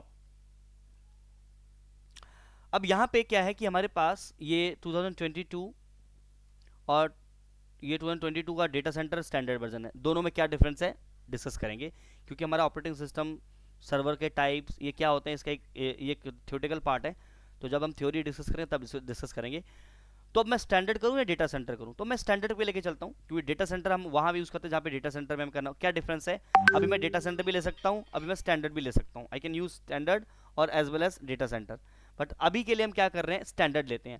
लेकिन स्टैंडर्ड के अंदर दो हैं, एक नॉर्मल और एक डेस्कटॉप एक्सपीरियंस। तो कौन सा लेना चाहिए, डेस्कटॉप एक्सपीरियंस लेना है आपको। क्यों, क्योंकि अगर आप ऊपर वाला स्टैंडर्ड ले लेंगे जो कि नॉर्मल है, ये बेसिकली कोर ऑपरेटिंग सिस्टम है। कोर का मतलब है कि यहाँ पे आपको कोई भी ग्राफिकल एक्सेस नहीं मिलेगा, सारा का सारा आपको CLI, तो ये एक लाइट वेट ऑपरेटिंग सिस्टम होता है कोर आपका।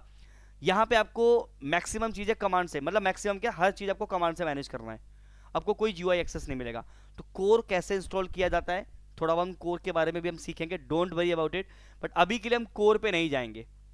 99% जो हम चीज़ें डिप्लॉय करते हैं नेटवर्क में, वो विद डेस्कटॉप एक्सपीरियंस, तभी आपको GUI एक्सेस मिलेगा, ग्राफिकली एक्सेस मिलेगा, क्योंकि पूरा सर्वर आप ग्राफिकली मैनेज करोगे। ठीक है, तो मैंने यहाँ पे ले लिया स्टैंडर्ड डेस्कटॉप एक्सपीरियंस। नेक्स्ट पे क्लिक करेंगे आप, यहाँ पे आप आई एक्सपेक्ट पे क्लिक करेंगे, नेक्स्ट पे क्लिक करेंगे, और यहाँ पे आपको करना है कस्टम इंस्टॉलेशन, क्योंकि आप फर्स्ट टाइम इंस्टॉलेशन कर रहे हैं। यहाँ पे आप, मैंने जो हार्ड डिस्क लिया था तो 80 GB का लिया था, उसको यहाँ पे न्यू पे क्लिक करना है और कोई भी चेंजेस नहीं करना, आपको अप्लाई कर देना है, क्योंकि मेरे पास एक ही हार्ड डिस्क है, 80 GB है, हो गया यहाँ पे। और नेक्स्ट पे क्लिक करेंगे बस। अब यहाँ पे ये थोड़ा सा टाइम लेगा, 5-10 मिनट 7 मिनट जो भी टाइम लेता है लेने देते हैं, इसको कम्प्लीटली इंस्टॉल होने देते हैं। और इंस्टॉल होने के बाद फिर कुछ हमारे को कुछ प्रीरिक्विजिट्स है जो हमें फुलफिल करनी है, जैसे IP कॉन्फ़िगर करना है, सर्वर का नाम चेंज करना है, फायरवॉल डिसेबल करना है, IPv6 को डिसेबल करना है, दो तीन चीज़ें और डिस्कस करेंगे। तो एक काम करते हैं, इसको होने देते हैं, इसको मैं रिकॉर्डिंग पे ही रखता हूँ। मुझे जब जब तक इंस्टॉलेशन होता है मुझे 5 मिनट दो, मैं 5 मिनट में वापस आता हूँ। तब तक जो है ये एक सेकेंड, तब तक जो है ये आपका इंस्टॉलेशन कंप्लीट हो जाएगा। ठीक है, 48% हो गया, जल्दी हो रहा है। तो 5 मिनट का टाइम दे दो, 5 मिनट का ब्रेक ले लेते हैं और इसको चलने देते हैं, और जब ये कंप्लीट होता है फिर हम उसको स्टार्ट करते हैं। ठीक है, मुझे 5 मिनट का टाइम दो।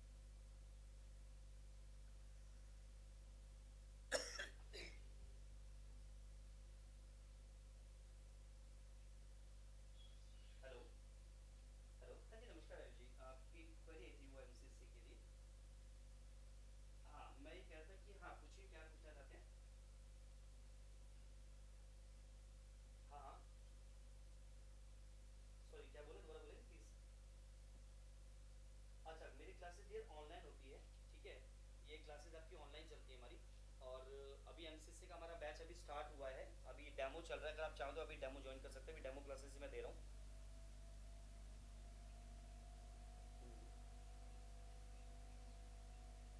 फीस स्ट्रक्चर दिया इसका 7000 है, और 3 महीने का 3 मंथ का इसका कोर्स का ड्यूरेशन है आपका। ठीक है, 3 महीने का पूरा ये आपका जो है रियल टाइम जो डिप्लॉयमेंट रहते हैं कंपनीज के अंदर, तो उस पर्पस के लिए हम इसको यूज करते हैं। बिल्कुल बिल्कुल बिल्कुल बिल्कुल, मैं आपको सब कुछ डिटेल वगैरह दे देता हूँ, अगर आप चाहें तो। अभी जो डेमो चल रहा है, मैं भी आज कल भी डेमो हुआ था, आज भी डेमो चल रहा है, आज एक मतलब मैं आपको लिंक भेजता हूँ, ठीक है, ज्वाइनिंग लिंक भेजता हूँ, आप ज्वाइन कर लो। ओके।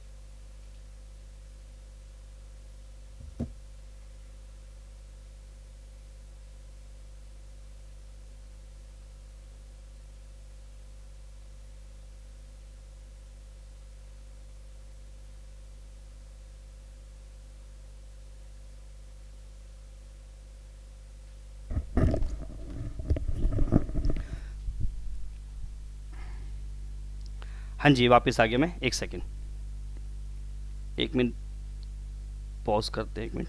सी, अब हमारे पास यहाँ पे देखो सक्सेसफुली हमारा इंस्टॉलेशन हो गया है। अब यहाँ पे आपको आपका एडमिशन का पासवर्ड सेट करना है, तो मैंने यहाँ पे सेट कर दिया admin@123। मैं यही सिंपल पासवर्ड रखता हूँ, admin@123, और इसमें कंफर्म कर दो admin@123, एंड देन डन, और फिनिश पे क्लिक कर दो। तो ये क्या हुआ आपका एक सर्वर ऑपरेटिंग सिस्टम, यानी आप एक मशीन रेडी कर दिया। तो हमारा पहला टास्क है एक मशीन लेना, जिसके ऊपर हमें सर्वर ऑपरेटिंग सिस्टम को इंस्टॉल करना है, तो हमने इंस्टॉल कर दिया। तो अब हम क्या करेंगे, इसके ऊपर इसको लॉगिन करेंगे, ठीक है, admin@123।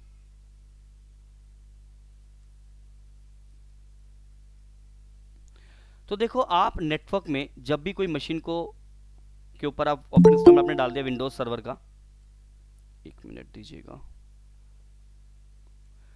तो जब भी आप अपने नेटवर्क में किसी भी मशीन पे आप ऑपरेटिंग सिस्टम डालते हैं, लेट्स से अपने सर्वर ऑपरेटिंग सिस्टम डाला, अब आपकी कुछ चेकलिस्ट होती है, ठीक है, जो आपको फुलफिल करनी है। यानी कह लो कि आप एक मशीन को आपने रेडी किया, आप इस मशीन के साथ आप इनिशियल क्या करेंगे, इनिशियल सेटअप क्या करेंगे, जैसे इसके ऊपर आईपी एड्रेस कॉन्फ़िगर करना, इसके ऊपर इसका नाम चेंज करना, कुछ और चीज़ें जैसे कि इसका फायरवॉल डिसेबल करना। तो कुछ हमारे पास चेकलिस्ट होती है, जो कि एक मशीन को जब हम नेटवर्क पर लेकर आते हैं तो उसके अंदर कुछ 2 3 4 चीज़ें हमें करनी होती है। ये सारी चीज़ें जो अभी हम कर रहे हैं, कुछ चीज़ें जो हम ग्रुप पॉलिसी से मैनेज करेंगे, लेकिन एटलीस्ट आपको कंप्यूटर का नाम चेंज करना है, उस पर आईपी की कॉन्फ़िगरेशन। अब देखो नेटवर्क में तो आईपी ऑटोमेटिकली मिलेगा सर्वर को, क्योंकि देखो एक डोमेन कंट्रोलर हम बना रहे हैं। हम क्या बेसिकली बना रहे हैं अभी, एक डोमेन कंट्रोलर। तो मैं एक बार एमएस पेंट पे आता हूँ। तो हमने क्या किया, हमने एक मशीन लिया, वर्चुअल मशीन लिया, इसके ऊपर सबसे पहला काम हमने क्या किया, सबसे पहला काम हमने किया इंस्टॉल सर्वर ऑपरेटिंग सिस्टम। और कौन सा सर्वर ऑपरेटिंग सिस्टम हमने इंस्टॉल किया, 2022 ऑपरेटिंग सिस्टम को हमने यहाँ पे लिख लेते हैं, सर्वर 2022 ऑपरेटिंग सिस्टम हमने इंस्टॉल किया। उसके बाद जब इंस्टॉल हो गया, तो अब नेक्स्ट टास्क हमें क्या करना है। अब कुछ चेक लिस्ट है, जैसे कि सबसे पहले हम क्या करेंगे, सर्वर का नेम। अभी हमारा जो मेन है, देखो मैं यहाँ पे कट कर लेता हूँ, हमारा टास्क हम क्या कर रहे हैं, इंस्टॉलिंग एक्टिव डायरेक्टरी। आप एक्टिव डायरेक्टरी इन्वायरमेंट क्रिएट कर रहे हैं बेसिकली, और हमारा टास्क यही है कि हम एक्टिव डायरेक्टरी इन्वायरमेंट क्रिएट करें। तो एक्टिव डायरेक्टरी इन्वायरमेंट क्रिएट करने के लिए सबसे पहले हमें एक मशीन चाहिए, जिस मशीन के ऊपर आप क्या करेंगे, सर्वर ऑपरेटिंग सिस्टम को इंस्टॉल करेंगे, जो हमने कर लिया। अब हमें क्या करना है, सर्वर का नेम कॉन्फ़िगर करना है। अब सर्वर का नेम करना है, इसके बाद हम क्या करेंगे, आईपी एड्रेस कॉन्फ़िगरेशन। देखो आईपी एड्रेस के बारे में हम डिटेल में पढ़ेंगे, क्योंकि एज अ सिस्टम एडमिन हमें जो भी सर्वर पे आईपी एड्रेस कॉन्फ़िगर करना है, या हमें किसी क्लाइंट मशीन को अगर आईपी एड्रेस कॉन्फ़िगर करना है, हमें पता होना चाहिए कि आईपी एड्रेस का काम क्या है। तो ये भी देखेंगे। चौथा काम हम क्या करेंगे इसके ऊपर, डिसेबल विंडोज़ फायरवॉल। अभी के लिए हम विंडोज़ फायरवॉल को डिसेबल करेंगे, लेकिन मैं आपको बता दूं कि एक सिक्योरिटी की हम बात करें, विंडोज़ फायरवॉल आपके सिस्टम का, आपके ऑपरेटिंग सिस्टम का एक सिक्योरिटी फीचर होता है। और इस सिक्योरिटी फीचर को मैं बता दूं, मोस्टली 90% से भी ज़्यादा की बात कर रहा हूं मैं, लोग इसको डिसेबल कर देते हैं। लेकिन एक ऐसे एनवायरनमेंट पे जाओगे जहाँ पे उनका सिक्योरिटी को लेकर काफ़ी ज़्यादा कंसर्न है, तो वहाँ पे आपको विंडोज़ फायरवॉल हमेशा ऑन ही मिलेगा। और विंडोज़ फायरवॉल अगर ऑन है तो बहुत सारी प्रॉब्लम्स आती हैं, मैं अभी करके दिखाऊंगा। पहले मैं विंडोज़ फायरवॉल को डिसेबल नहीं करूंगा, बट विंडोज़ फायरवॉल अगर हमारा ऑन है तो क्या दिक्कतें आएंगी, तो हम उसको क्या करेंगे, फिलहाल के लिए डिसेबल करेंगे। लेकिन मैं जब आप लोगों को ग्रुप पॉलिसी पढ़ाऊंगा और हमारे पास विंडोज़ फायरवॉल का एक डेडिकेटेड सेशन रहेगा, जो कि कोई भी आपको ट्रेनर नहीं पढ़ाता। बी ऑनेस्ट, आपको विंडोज़ फायरवॉल कोई नहीं सिखाता, बट मैं सिखाऊंगा। विंडोज़ फायरवॉल बेसिकली आपके विंडोज़ का एक सिक्योरिटी फीचर है, जहां पे आप ट्रैफिक को अलाउ और डिनाई करवाते हैं। तो मैं अगर अपने नेटवर्क में विंडोज़ फायरवॉल को ऑन रखता हूं, तो कई बार क्या होता है कि ये सर्वर काफ़ी सारे ट्रैफिक को एक्सेप्ट नहीं करेगा, डिनाई कर देगा, क्योंकि फायरवॉल ऑन है। तो आपके सर्वर पे कोई दिक्कत ना आए, नेटवर्क कनेक्टिविटी में कोई प्रॉब्लम ना आए, इसीलिए सिस्टम इंजीनियर क्या करते हैं, विंडोज़ फायरवॉल को डिसेबल करते हैं। लेकिन मैं अपने जहाँ पे मैं काम करता हूँ वहाँ पे कभी भी मैं किसी भी सर्वर का फायरवॉल डिसेबल करने की अलाउंस नहीं देता, क्योंकि ये एक सिक्योरिटी फीचर है। और उसको डिसेबल कर देते हो तो आपका फायरवॉल डिसेबल होने की वजह से ये सर्वर सिक्योरिटी ब्रीच में आ जाता है। तो हम विंडोज़ फायरवॉल को ऑन रख के भी हम अपने नेटवर्क में अपनी रिक्वायर्ड सर्विसेज को अलाउ करवा सकते हैं। तो इसके लिए रूल क्रिएट करने पड़ते हैं फायरवॉल्स पे। तो हम विंडोज़ फायरवॉल को कैसे मैनेज करेंगे थ्रू ग्रुप पॉलिसी, वो हम सीखेंगे। लेकिन फिलहाल के लिए हम फायरवॉल को डिसेबल करेंगे, ठीक है। पांचवा टास्क हम क्या करेंगे, पांचवा टास्क हम करेंगे enable RDP. Enable RDP, remote desktop enable करने को पड़ेगा। तो ये 5 ऐसे टास्क हैं जो कि कंपलसरी है, जो करना ही करना पड़ेगा। एक तो आपको सर्वर ऑपरेशन चाहिए होगा, उसके बाद सर्वर का नाम चेंज करेंगे आप, फिर आप आईपी कॉन्फ़िगर करेंगे, फिर डिसेबल करेंगे विंडोज़ फायरवॉल को और आरडीपी इनेबल करेंगे। एंड सिक्स्थ टास्क जो मेन है, जो हम कर रहे हैं, इंस्टॉल एक्टिव डायरेक्टरी, ये हमारा मेन टास्क है। तो 6 नंबर वाला टास्क हम करेंगे। तो करते हैं पहले सर्वर। हमने अभी तक कौन सा स्टेप परफॉर्म, अभी तक हमने ये वाला स्टेप परफॉर्म किया है। अब हमें सर्वर का नाम चेंज करना है। मैं सर्वर का नाम क्या रखना चाहता हूँ, लेट्स से मैं रख लेता हूँ, लेट्स से मेरी कंपनी है ABC corporation private limited, company का नाम मान लेते हैं। तो मैं अपने सर्वर का नाम लिखूंगा एबीसी डीसी 01। एबीसी का मतलब मेरी कंपनी का नाम आ गया, और DC01 मतलब पहला डोमेन कंट्रोलर। हमारे नेटवर्क में एक से ज़्यादा डोमेन कंट्रोलर भी हो सकते हैं और होगा। किसी भी कंपनी में जाओगे, किसी भी कंपनी में जाओगे, आपको मैक्सिमम, और sorry not maximum, minimum to minimum 2 domain controller 100% मिलेंगे। अगर 2 डोमेन कंट्रोलर नहीं होंगे तो क्या प्रॉब्लम, अब क्योंकि आपके पास एक डोमेन कंट्रोलर है और ये डाउन हो गया, फिर अगर ये डोमेन कंट्रोलर नेटवर्क में डाउन हो गया, कोई यूजर लॉगिन नहीं कर पाएगा मशीनों पे, तो प्रॉब्लम आ जाएगा ना। इसीलिए हम मल्टीपल डोमेन कंट्रोल क्रिएट करते हैं। तो अभी जो आने वाले 1-2 क्लासेस हैं हमारी, हम जितने भी डोमेन कंट्रोलर्स हम डिप्लॉय करेंगे। आज हमने डीसी डिप्लॉय किया, नेक्स्ट क्लास में हम लोग आरओडीसी डिप्लॉय करेंगे, एडीसी डिप्लॉय करेंगे, चाइल्ड डोमेन कंट्रोलर डिप्लॉय करेंगे। अभी जो आने वाले 2-3 क्लासेस होंगे वो सिर्फ और सिर्फ डोमेन कंट्रोलर जो डिफरेंट डिफरेंट टाइप्स के होते हैं उनको डिप्लॉय करेंगे। तो पहला जो डोमेन कंट्रोलर होता है उसको हम बोलते हैं प्राइमरी डोमेन कंट्रोलर। यानी अगर मैं इस मशीन को डोमेन कंट्रोलर बना रहा हूं, यानी इसके ऊपर एक्टिविटी सर्विस को इंस्टॉल कर रहा हूं, तो ये मशीन बनेगा आपका प्राइमरी डोमेन कंट्रोलर, पीडीसी। और इसके बाद जो उसका बैकअप, जो मैं रेप्लिका क्रिएट करूंगा, उसको बोलेंगे हम एडिशनल डोमेन कंट्रोलर। यानी एक कंपनी में जाओगे तो उस कंपनी के अंदर आपको मिनिमम टू मिनिमम एक डोमेन कंट्रोलर और एक additional domain controller, means domain controller means PDC और एक एडीसी 110% मिलेगा। क्यों मिलेगा कि अगर मेरा प्राइमरी डोमेन कंट्रोलर डाउन हो गया तो मेरा एडिशनल डोमेन कंट्रोलर, जो एक तरीके से बैकअप डोमेन कंट्रोलर है, वो सर्विसेज प्रोवाइड करेगा। मान के चलो कि आप अपनी कंपनी में 2 लोग हो आईटी सपोर्ट में, और पहले वाला बंदा छुट्टी पे चला जाता है, तो कई बार आप उसकी जगह उसका भी शिफ्ट कर रहे होते हैं एग्जाम्पल के लिए। तो अगर वो बंदा नहीं है तो उसके एब्सेंस में आप उसकी प्रेजेंट में काम कर रहे हो, उसके मतलब उसके एब्सेंस में आप काम कर रहे हो, तो मतलब आप क्या कर रहे हो, उसका रोल प्ले कर रहे हो। तो इसी तरीके से नेटवर्क में अगर एक डोमेन कंट्रोलर मेरा डाउन हो जाता है तो मेरे पास नेटवर्क में यूजर्स को लॉगिन करवाने के लिए कोई प्रॉब्लम ना आए, इसलिए मेरे पास एक बैकअप डोमेन कंट्रोलर या फिर एडिशनल डोमेन कंट्रोलर होना चाहिए। अभी जो हम डोमेन कंट्रोलर डिप्लॉय करेंगे वो कैसा रहेगा, प्राइमरी डोमेन कंट्रोलर। आपके नेटवर्क में जो पहला डोमेन कंट्रोलर होता है उसको हम पीडीसी डोमेन कंट्रोलर बोलते हैं। इसको एक और नाम से जानते हैं, हम उसको बोलते हैं root domain controller. First domain controller को हम रूट डोमेन कंट्रोलर भी बोलते हैं। तो अभी हम सर्वर का नाम चेंज करेंगे। सर्वर का नाम क्या रखेंगे? ABCDC01। तो सर्वर का नाम चेंज कर लेते हैं। तो इसको नाम को चेंज करने के लिए हम क्या करेंगे, इस पे आपको अच्छा एक काम करते हैं, इसका ना रिमोट इनेबल करते हैं, क्योंकि ना स्क्रीन बहुत छोटी है, देखो बहुत छोटी स्क्रीन आ रही है, तो आपको समझ दिख भी नहीं रहा होगा। तो एक काम करते हैं, पहले तो इसका IP एड्रेस देखते हैं क्या लिखा है। तो यहाँ पे आप CMD पे जाओ, कमांड प्रॉम्प्ट पे जाओ, और यहाँ पे IP कॉन्फ़िग एंटर करो। तो देखो इसको एक IP मिला हुआ है 192.168.236.139। इस सर्वर को अपने आप से एक IP एड्रेस मिला है। अब ये मिला कैसे है? क्योंकि ये मशीन मैंने VMware वर्कस्टेशन पे इंस्टॉल किया है, और VMware वर्कस्टेशन पे पहले से DHCP की सर्विसेज चलती है। तो VMware वर्कस्टेशन से इसने एक IP एड्रेस उठा लिया है। कौन सा IP एड्रेस उठा लिया है? 192.168.236.130, और ये IP एड्रेस ऑटोमेटिकली लिया है। कोई बात नहीं, इसको हम एक्सेस करते हैं। तो इसका हम क्या करेंगे, सबसे पहले हम यहाँ पे जाएंगे, माई कंप्यूटर पे जाएंगे। माई कंप्यूटर पे राइट क्लिक करेंगे। अभी हम जो ये वाला टास्क परफॉर्म कर रहे हैं, बेसिकली वी आर डूइंग ये वाला टास्क। अभी हम क्या कर रहे हैं, ये इनेबल कर रहे हैं RDP को।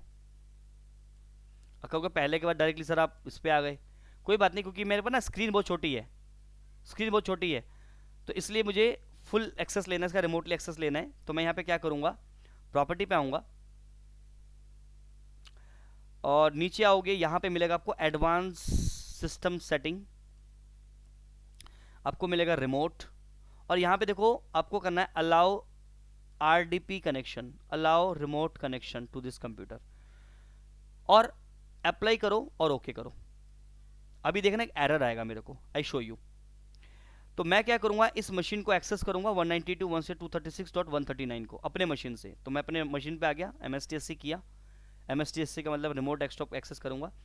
मैं इस IP को, जो मेरे मशीन का IP है 192.168.236.139, देखते हैं कि एक्सेस आता है कि नहीं आता। एंटर करते हैं। यस, इसने मुझसे यूजर नेम पासवर्ड पूछ रहा है। तो मेरा यूजर नेम क्या है? एडमिनिस्ट्रेटर, और मेरा पासवर्ड क्या है? admin@123, और ओके करते हैं, और यस करते हैं। विदाउट एनी प्रॉब्लम मेरा एक्सेस हो गया।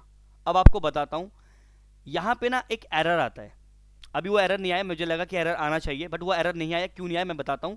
क्योंकि जो मेरा ऑपरेटिंग सिस्टम है वो आज के डेट में लेटेस्ट ऑपरेटिंग सिस्टम है, और मेरा विंडोज, जो मेरा लैपटॉप, मेरा जो फिजिकल लैपटॉप जिससे मैंने रिमोट लिया है, वो भी मेरा अपडेटेड ऑपरेटिंग सिस्टम है।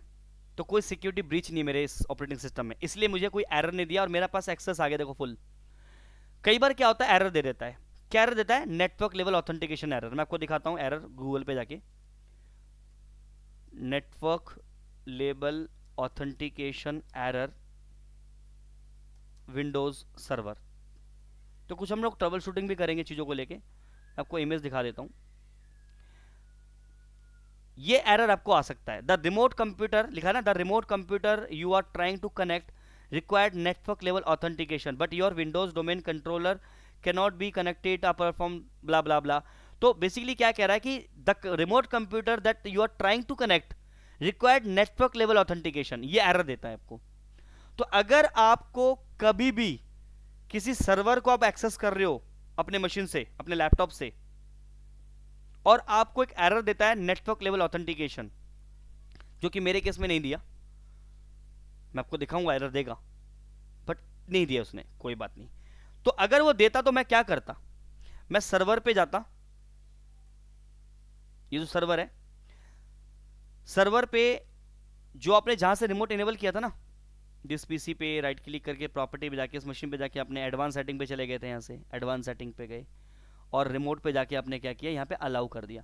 देखो नीचे ना एक ऑप्शन है, allow connection only from the computers running remote desktop with network label authentication that is recommended. ये एक सिक्योरिटी फीचर है गाइस। अगर मान के चलो, एक छोटा सा टॉपिक बताता हूं, ये छोटे छोटे इश्यूज हैं जो आपके नेटवर्क में आपको फेस करने पड़ेंगे। मैं गारंटी बोल सकता हूं 99% आप फेस करोगे ये प्रॉब्लम, 110% की बात कर रहा हूं, प्रॉब्लम फेस करोगे ही करोगे। आप किसी मशीन को अपने डोमेन पे ज्वाइन कर, सॉरी, उस पर ऑपरेटिंग सिस्टम डाल दिया, उसको रिमोट इनेबल कर दिया और अब एक्सेस कर रहे हो, आपको एक्सेस नहीं दे रहा, आपको एरर दे रहा है। तो क्यों दे रहा है, क्या पीछे उसका रीजन है, बताता हूँ। आपका जो सर्वर ऑपरेटिंग सिस्टम है वो लेटेस्ट है, और जिस मशीन से आप रिमोट ले रहे हो वो आउटडेटेड है, तो सिक्योरिटी ब्रीच हो जाएगा वहां पे। यानी आपका ऑपरेटिंग सिस्टम जो आप यूज कर रहे हो उसका ऑथेंटिकेशन लेवल जो है वो आउटडेटेड है एज कंपेयर टू जिसको आप सर्वर को ले रहे हो। तो अगर आपके नेटवर्क ऑथेंटिकेशन लेवल अगर इक्वलेंट नहीं होगा तो आप एक्सेस नहीं कर सकते, और ये एक सिक्योरिटी फीचर है। तो आपको इसको इनेबल ही रखना होता है नेटवर्क में, ध्यान रखना। क्योंकि अगर आपका विंडोज पैच नहीं है, अपडेटेड नहीं है, तो आपको ये एरर मिलेगा। तो इसलिए हम क्या कहते हैं, अपने सर्वर को, अपने ऑपरेटिंग सिस्टम, जो भी क्लाइंट मशीन हम यूज कर रहे हैं उसको अप टू डेट रखें, उसके पैचेस कम से कम उनको अपडेट रखें हम लोग। तो अगर किसी रीजन से आपको वो एरर हटाना है, ये वाला जो अभी आया था नेटवर्क लेवल, मेरे केस में नहीं आया, लेकिन अगर आपको ये वाला एरर देता है तो आप इसको टेम्परेरी हटा कर सकते हो। आपको क्या करना है, इस ऑप्शन पर अनचेक कर देना है।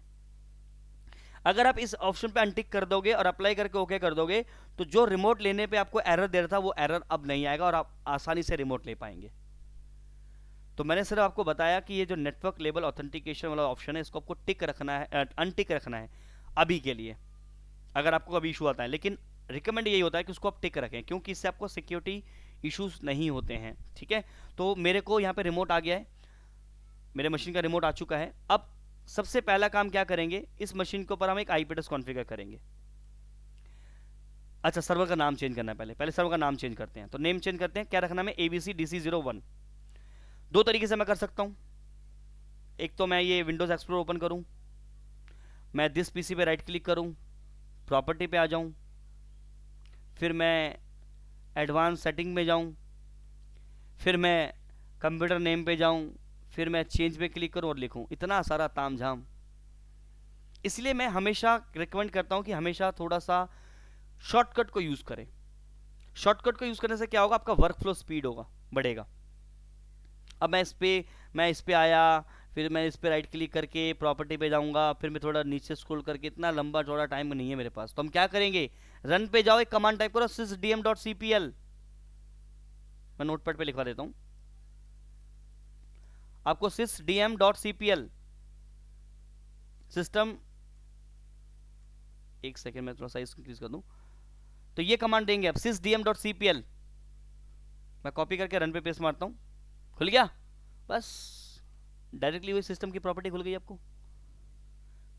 अब इतना तामझाम आप करने लगोगे, राइट इस पे गए, दिस पीसी पे राइट क्लिक किया, प्रॉपर्टी पे गए, नीचे स्क्रॉल करके एडवांस सेटिंग में जाओगे, फिर आप इधर पे क्लिक करोगे, इतना तामझाम करने से अच्छा है रन पे जाके sysdm.cpl टाइप करके एंटर मार दो, डायरेक्टली एक्सेस आ गया। अब आपको इस पे देखो, आप ध्यान से देखो, मैंने क्या बोला, कोई भी सर्वर या कोई भी क्लाइंट मशीन जब आप ऑपरेटिंग सिस्टम डालते हो बाय डिफॉल्ट वो वर्क ग्रुप पे होता है। तो देखो यहाँ पे क्या दिखा रहा है, वर्क ग्रुप का मतलब है कि ये मशीन अभी इंडिविजुअली काम कर रहा है, इंडिविजुअली काम कर रहा है, कोई डोमेन का पार्ट नहीं है। तो डोमेन का पार्ट करने के लिए मुझे क्या करना पड़ेगा, मुझे इसको डोमेन में ज्वाइन कराना पड़ेगा। बट अभी तो हमें डोमेन पे ज्वाइन बाद में करेंगे, पहले हमें नाम चेंज करना है। इसका नाम क्या दिखा रहा है, कुछ ऐसा दिखा रहा है, Win38UTKS। बट हम क्या करेंगे, यहाँ पे अपना नाम चेंज करेंगे। हमारा नाम क्या रखना है, ABC-DC01, जो हमने डिसाइड किया था। हमने अपने कंप्यूटर का नाम चेंज कर दिया, ओके किया।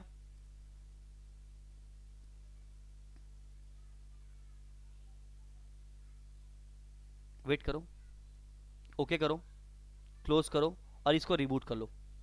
तो जब आप कंप्यूटर का नाम चेंज कर लेते हो उसको एक बार रीस्टार्ट कर लेना। तो एक बार रीस्टार्ट होने देते हैं उसको, हो गया ये। तो एक बार चेक करते हैं, देखो अभी स्टार्ट हो रहा है।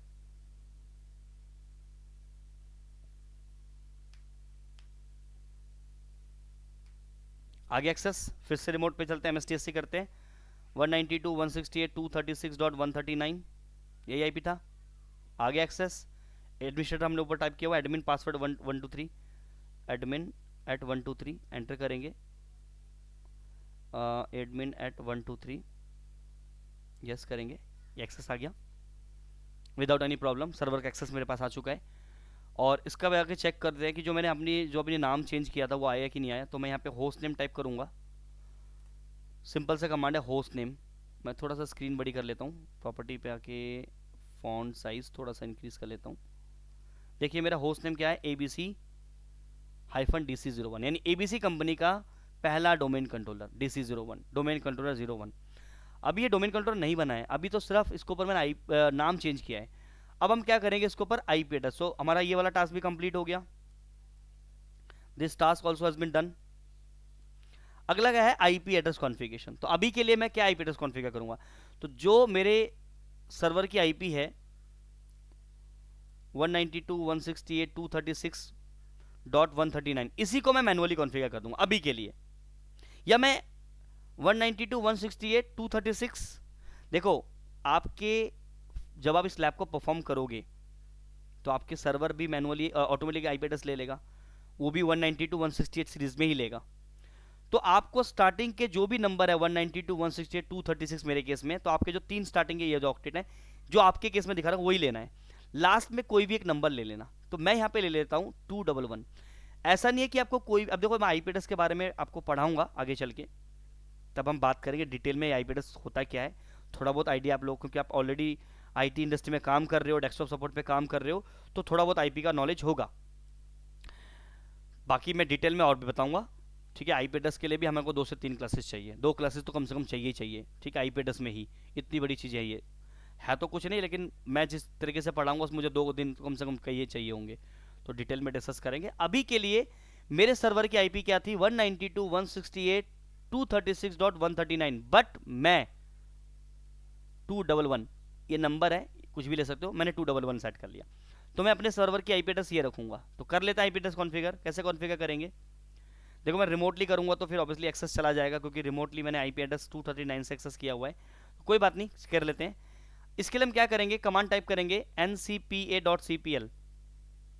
मेरा जो काम करने का तरीका वो मोस्टली मैं टाइप में कमांड ही टाइप करता हूँ, इससे मेरा थोड़ा सा इजी रहता है चीज़ों को एक्सेस करना। अदरवाइज आप यहाँ पे आएंगे, यहाँ पे भी आप टाइप करेंगे ncpa.cpl, फिर नेटवर्क प्रॉपर्टी में तमाम चीज़ें हो सकती हैं, तो मैं यहाँ पे ncpa.cpl लिखूंगा, दिस इज द कमांड, और एंटर मारेंगे तो आपके पास एक नेटवर्क की प्रॉपर्टी खुल जाएगी, दिस वन, और आप यहाँ पे इसको प्रॉपर्टी पे चले जाएं। अब आपको यहाँ पे करना क्या है, जब आप आईपी एड्रेस कॉन्फ़िगर करते हैं ना, आईपी एड्रेस कॉन्फ़िगर करेंगे तो एक चीज़ मैं आपको यहाँ पे लिखवा देता हूँ, make sure whenever you configure IP address, make sure IPv6 should be disable। मैं क्यों बता रहा हूँ इसको मैं आगे बताऊंगा, क्योंकि अभी कुछ टॉपिक जो है अभी डिस्कस नहीं कर सकते, आप कंफ्यूज ना हो जाए इसलिए। तो make sure your IPv6 should be disable. तो पहले हम इसको करेंगे डिसेबल, कैसे करेंगे, आप देख सकते हैं यहाँ पे लिखा है इंटरनेट प्रोटोकॉल वर्जन 6 और है कि इंटरनेट प्रोटोकॉल वर्जन 4। आईपी के 2 वर्जन है, वर्जन 4 एंड वर्जन 6।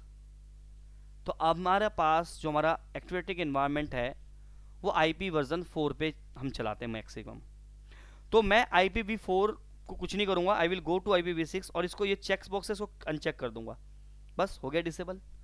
आपको IPv4 को डिसेबल नहीं करना है, आपको IPv6 को डिसेबल करना है।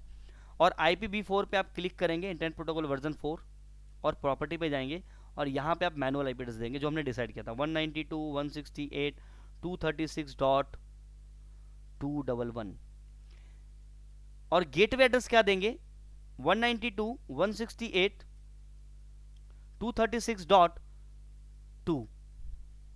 आपके केस में भी 2 ही रहेगा, यानी स्टार्टिंग के जो भी आपका नंबर दिखा रहा होगा 192.168, ये 236 है मेरे केस में, आपके केस में वो नंबर होगा, लेकिन ये वाली वैल्यू आपको 2 ही देनी है और कुछ मत दे देना। यहां आप कुछ भी दे देना, it's your choice, it's your choice, but यहां पे आपका चॉइस नहीं है, यहां पे आपको 2 ही देना है। ये गेटवे है। अब ये गेटवे क्या होता है, इसके लिए भी हम क्या पढ़ेंगे, आईपी एड्रेस डिस्कस करेंगे डिटेल में, ठीक है। और डीएनएस एड्रेस, डीएनएस एड्रेस मैं इसी सर्वर की आईपी दूंगा। सर क्यों देंगे इसका आईपी, मतलब जो इस सर्वर जिसको मैं एक्टिव डायरेक्टरी बनाने जा रहा हूं, अभी हम 5 मिनट का ब्रेक भी लेंगे, टेंशन मत लेना, थोड़ा सा ब्रेक लेंगे, एक्टिव डायरेक्टरी की इंस्टॉलेशन 5-10 मिनट का ब्रेक लेने के बाद करेंगे, ताकि थोड़ा सा फ्रेश हो जाओ फिर, और जब एक्टिव डायरेक्टरी की जब इंस्टॉलेशन देखेंगे तो फ्रेश माइंड से आपको क्लियर रहे। अभी तो हम देख बस सर्वर को रेडी कर रहे हैं एक्टिव डायरेक्टरी इंस्टॉलेशन करने के लिए, जो बेसिक बेसिक चीज़ें हैं। तो जो एक्टिव डायरेक्टरी हम इस मशीन पे इंस्टॉल करेंगे, तो आपका ये जो एक्टिव डायरेक्टरी सर्वर है जब ये बनेगा तो एक्टिव डायरेक्टरी के साथ साथ ये सर्वर डीएनएस सर्वर भी बन जाएगा, यानी आपका मशीन तो एक रहेगा लेकिन इस पर 2 सर्विसेज चल रही होंगी। कौन सी, एक डीएनएस की और एक एक्टिव डायरेक्टरी की। जो आपका एक्टिव डायरेक्टरी है ना, वो पूरा का पूरा डीएनएस सर्वर के ऊपर डिपेंडेंट है, ध्यान रखना। डीएनएस सर्वर एक्टिव डायरेक्टरी पे डिपेंडेंट नहीं है, जबकि active directory totally DNS server के ऊपर डिपेंडेंट है। तो यहां पे मेरे पास इस मशीन को मैं डीएनएस सर्वर भी बनाना चाहता हूं, इसीलिए यहां पे डीएनएस एड्रेस में भी मैंने इसी का आईपी दिया है। क्यों? क्योंकि ये सर्वर डीएनएस सर्वर भी है। और मैंने यहाँ पे डीएनएस सर्वर की आईपी क्यों लिए, फिर अगेन जब हम डीएनएस पढ़ेंगे तब डिटेल में पढ़ेंगे। अभी सब चीज़ों को समझो कि जब हम डोमेन कंट्रोलर बनाते हैं किसी मशीन को, तो उसके डीएनएस एड्रेस के अंदर यानी प्रिफर्ड डीएनएस सर्वर के अंदर इसी की खुद की आईपी हम डालते हैं और यहाँ पे ओके करेंगे और क्लोज करेंगे और हमारा ये काम खत्म। अब यहाँ पे क्लोज कर दिया, देखो कनेक्शन चला गया मेरा ये, क्योंकि आईपी एड्रेस चेंज हो चुका है। अब 139 थोड़ी है, क्रॉस कर दो उसको और अब दोबारा से हम एसटीएससी करते हैं और 192.168.236.211 आ गया एक्सेस। यूजर नेम एडमिनिस्ट्रेटर और पासवर्ड में admin@123 था, एक कैपिटल में था, और यस कर लेंगे, आ गया एक्सेस। हो गया चेंज पासवर्ड, देखो राइट क्लिक स्टेटस 192.211। एक सेकेंड होल्ड करना guys, just a minute. Now तो हमारा आईपी एड्रेस भी कॉन्फ़िगरेशन हो गया और हमने जो IPv6 है वो भी हमने डिसेबल कर दिया, ठीक है। अब विंडोज़ फायरवॉल को डिसेबल करेंगे हम लोग। क्यों करेंगे? देखो क्या होता है कि नेटवर्क में आप इस सर्वर को आपने कनेक्ट किया हुआ है, तो जब भी नेटवर्क में कोई डिवाइस हमारा चल रहा है तो हम कैसे चेक करेंगे कि वो नेटवर्क में लाइव है कि नहीं है? तो उसको हम क्या करते हैं, पिंग करते हैं। सबको मालूम है पिंग के बारे में, ये सुन लो, सबको मालूम है पिंग क्यों करते हैं? यस। हाँ, पिंग हम करते हैं इसलिए ताकि मैं क्या कर सकूं, मैं ये चेक कर पाऊं कि जो मेरा कनेक्टिविटी है वो है कि नहीं है सर्वर के साथ। तो हम यहाँ पे क्या करेंगे, पिंग करेंगे। तो अगर मैं अपने मशीन से पिंग करता हूँ 192.168.236.211 तो मुझे पिंग का रिप्लाई नहीं मिलेगा। सी, मेरे नेटवर्क में सर्वर लाइव है लेकिन मैं पिंग का रिक्वेस्ट एक्सेप्ट नहीं कर रहा है वो। देखो यहाँ पे टाइम आउट आ रहा है। क्यों आ रहा है? क्योंकि मैं जब इस मशीन को, लेट्स से मेरा लैपटॉप से जब मैं इस मशीन को पिंग कर रहा हूँ, when I try to ping this machine, क्योंकि इसके ऊपर विंडोज फायरवॉल ऑन है और विंडोज फायरवॉल उसको क्या कर रहा है, ब्लॉक कर रहा है। विंडोज फायरवॉल इस ट्रैफिक को ब्लॉक कर रहा है। तो ये कौन सा पैकेट है? Let's I am sending ping packet. मैं पिंग का पैकेट भेज रहा हूं और लेकिन ये जो फायर सर्वर है ये पिंग का सर्विस को एक्सेप्ट नहीं कर रहा है, क्योंकि फायरवॉल बीच में क्या कर रहा है, उसको ब्लॉक कर रहा है। फायरवॉल को ब्लॉक कर रहा है। तो इसीलिए हम क्या करते हैं, फायरवॉल को डिसेबल करते हैं। कैसे करेंगे फायरवॉल को डिसेबल? ये सब मैं वापस सर्वर पे आ गया हूं मैं। एनसीपी सॉरी, यहाँ पे हम लिखेंगे firewall.cpl और यहाँ पे देखो फायरवॉल एक्सेस आ गया। यहाँ पे आपको जाना टर्न ऑफ विंडोज फायरवॉल और इसको ऑफ और इसको ऑफ एंड देन ओके। दोबारा देख लो, क्लिक किया, turn off Windows firewall defender and turn off Windows defender firewall और ओके कर दिया। और आप देखेंगे अब पिंग आ जाएगा। पहले पिंग नहीं आ रहा था, सारे पैकेट्स ड्रॉप गए थे, अब पिंग करूंगा पिंग हो जाएगा। देखो आपके सामने ये चीज़। तो विंडोज़ फायरवॉल इसीलिए लोग डिसेबल कर देते हैं, लेकिन मैं रिकमेंड नहीं करता। हमेशा विंडोज़ फायरवॉल आपको ऑन ही रखना है।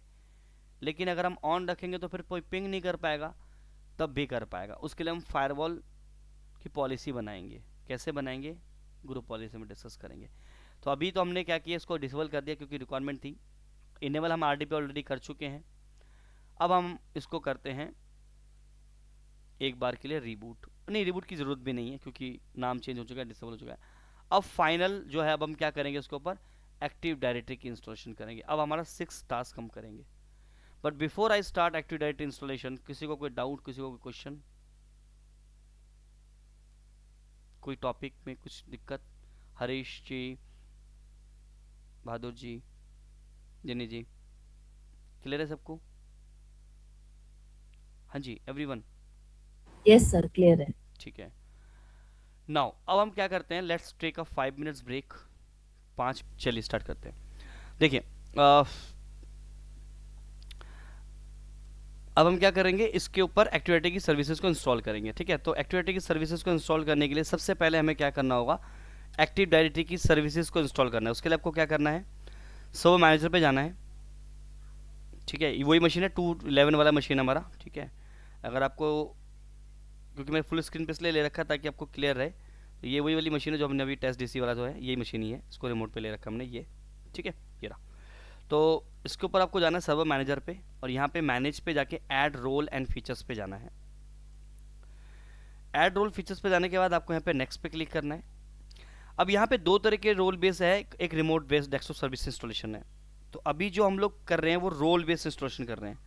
दोनों में क्या डिफरेंस है वो हम बात करेंगे। देखिए बेसिकली ये वर्चुअल डेस्कटॉप इन्वायरमेंट पे काम करता है, वीडीआई का कॉन्सेप्ट है ये। अब हम वीडीआई के बारे में बात नहीं कर रहे हैं, अब हम बात कर रहे हैं रोल बेस्ड फीचर के अंदर, क्योंकि हम इसी मशीन के ऊपर एक रोल को इंस्टॉल करने जा रहे हैं। तो इसके बाद हम नेक्स्ट पे क्लिक करेंगे। सर्वर सिलेक्शन, क्योंकि जो सर्वर आपने यूज़ किया हुआ है ABC DC01, इसी के ऊपर हम इंस्टॉलेशन कर रहे हैं। नेक्स्ट पे क्लिक करेंगे।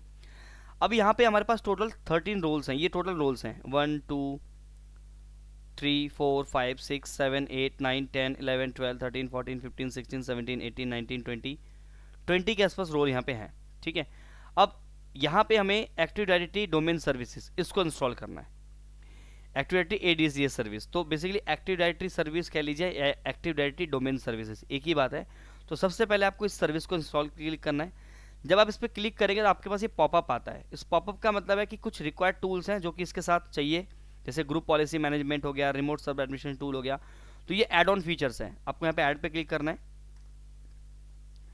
और उसके बाद आपको यहाँ पे नेक्स्ट पे क्लिक करना है, नेक्स्ट पे क्लिक करना है, नेक्स्ट पे क्लिक करना है, और इंस्टॉल पे क्लिक करना है। बहुत सिंपल सा प्रोसेस है। इसके बाद हमें इस मशीन को डोमेन कंट्रोलर में डिप्लॉय करना है। तो वेट करते हैं, पहले इसकी सर्विसेज को इंस्टॉल कर लेते हैं एक बार।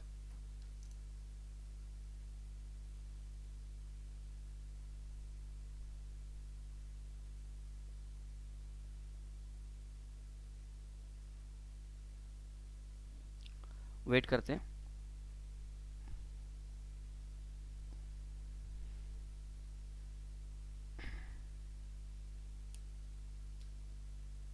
ठीक है, इंस्टॉल हो गया है। अब जब इंस्टॉल हो गया तो देखो यहाँ पे ना एक ऑप्शन है, ये आपका promote this server to a domain controller, इस पे ऑप्शन पे आ रहा है। एक ऑप्शन आपको यहां भी मिलेगा, ये जो आप डैशबोर्ड देख रहे हैं, इस डैशबोर्ड के ऊपर भी आपको पास एक ये एक रेक्टेंगल करके, ये ट्राइंगल, सॉरी ट्राइंगल करके आपको एक ये दिख रहा होगा आपको, इस पे क्लिक करेंगे आप, और यहां पे भी आपको मिलेगा promote this machine as a domain controller, this server as a domain controller. तो हमें डोमेन कंट्रोलर डिप्लॉय करना है इसको।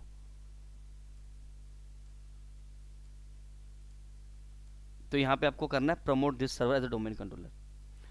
इसके बाद आपको यहाँ पे डोमेन कंट्रोलर किस नाम से डोमेन बनाना चाहते हैं, जैसे मैंने कहा था abc.local। अब देखो यहाँ पे 3 ऑप्शन है, पहला, दूसरा और तीसरा।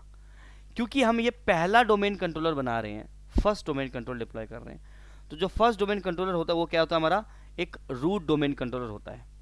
तो इसके लिए हम क्या करेंगे, ये थर्ड ऑप्शन के साथ जाएंगे, ऐड अ न्यू फॉरेस्ट। हम तो यहाँ डोमेन कंट्रोलर क्रिएट करने जा रहे हैं, लेकिन यहाँ पे क्या रखा है, ऐड अ न्यू फॉरेस्ट। क्योंकि जब आप एक डोमेन कंट्रोलर बनाते हैं तो उस डोमेन कंट्रोलर से आपके एक्टिव डायरेक्टरी एनवायरनमेंट में एक फॉरेस्ट क्रिएट होता है। अब ये फॉरेस्ट क्या है, ये आगे के टॉपिक है, 1-2 क्लासेस में हम डिस्कस करेंगे। तो अभी हम क्या करते हैं यहाँ पे, यानी नेक्स्ट क्लास में हम ये डिस्कस करेंगे फॉरेस्ट क्या होता है, डोमेन क्या होता है, ट्री क्या होता है। फिलहाल के लिए हम यहाँ पे add a new forest create कर रहे हैं। आपको थर्ड ऑप्शन के साथ जाना है, क्योंकि पहला डोमेन कंट्रोलर आप बना रहे हैं। पहले वाला सेकंड वाला कहाँ यूज़ होगा वो हम लोग नेक्स्ट डोमेन कंट्रोल में बारे में बात करेंगे तब।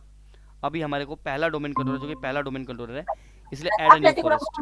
हाँ, एक बार म्यूट कर लीजिए, ठीक है, थैंक यू सो मच।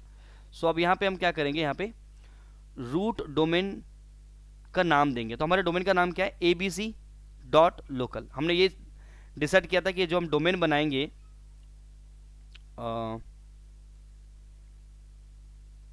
हमारे डोमेन का नाम क्या रहने वाला है, हमारे डोमेन का नाम रहने वाला है abc.local। तो हमने यहाँ पे अपना abc.local नाम के डोमेन बना दिया, रूट डोमेन। क्योंकि जो पहला डोमेन कंट्रोलर होता है वो हमारा रूट डोमेन होता है, इसलिए हमें रूट डोमेन का नाम हमें देना है कि हम डोमेन क्रिएट कर रहे हैं। मैंने कहा ना डोमेन जब क्रिएट करो तो डोमेन को एक नाम डिफाइन करना होता है। तो ड्यूरिंग द एक्टिविटी अभी क्या कर रहे हैं हम, एक्टिविटी की इंस्टॉलेशन कर रहे हैं। तो एक्टिविटी की इंस्टॉलेशन के टाइम पे आपको अपना डोमेन नेम सजेस्ट करना होता है। तो मैंने लिखा abc.local और यहाँ से हमने क्या किया, इसको नेक्स्ट पे क्लिक किया। अब जब नेक्स्ट पे क्लिक करोगे तो यहाँ पे देखो हमारे पास कुछ ऑप्शंस है, forest function label and domain function label. अभी आपको कुछ भी चेंजेस नहीं करना है। अब ये फॉरेस्ट फंक्शन लेबल यानी ये दो ऑप्शंस हैं, इनका क्या यूज है देखो। छोटा सा एग्जांपल लेते हैं। ये जो डोमेन कंट्रोलर मैं बना रहा हूं, ये पहला डोमेन कंट्रोलर है। तो जो पहला डोमेन कंट्रोलर हमने ऑपरेटिंग सिस्टम कौन सा लिया, 2022। लेकिन जो फॉरेस्ट फंक्शन लेवल आ रहा है इसमें 2016 का आ रहा है। तो अभी तक जो फॉरेस्ट फंक्शन लेवल जो लास्ट सपोर्टेड है वो 2016 तक ही है, यानी 16, 19, 22 देयर आर सेम, इक्वल है।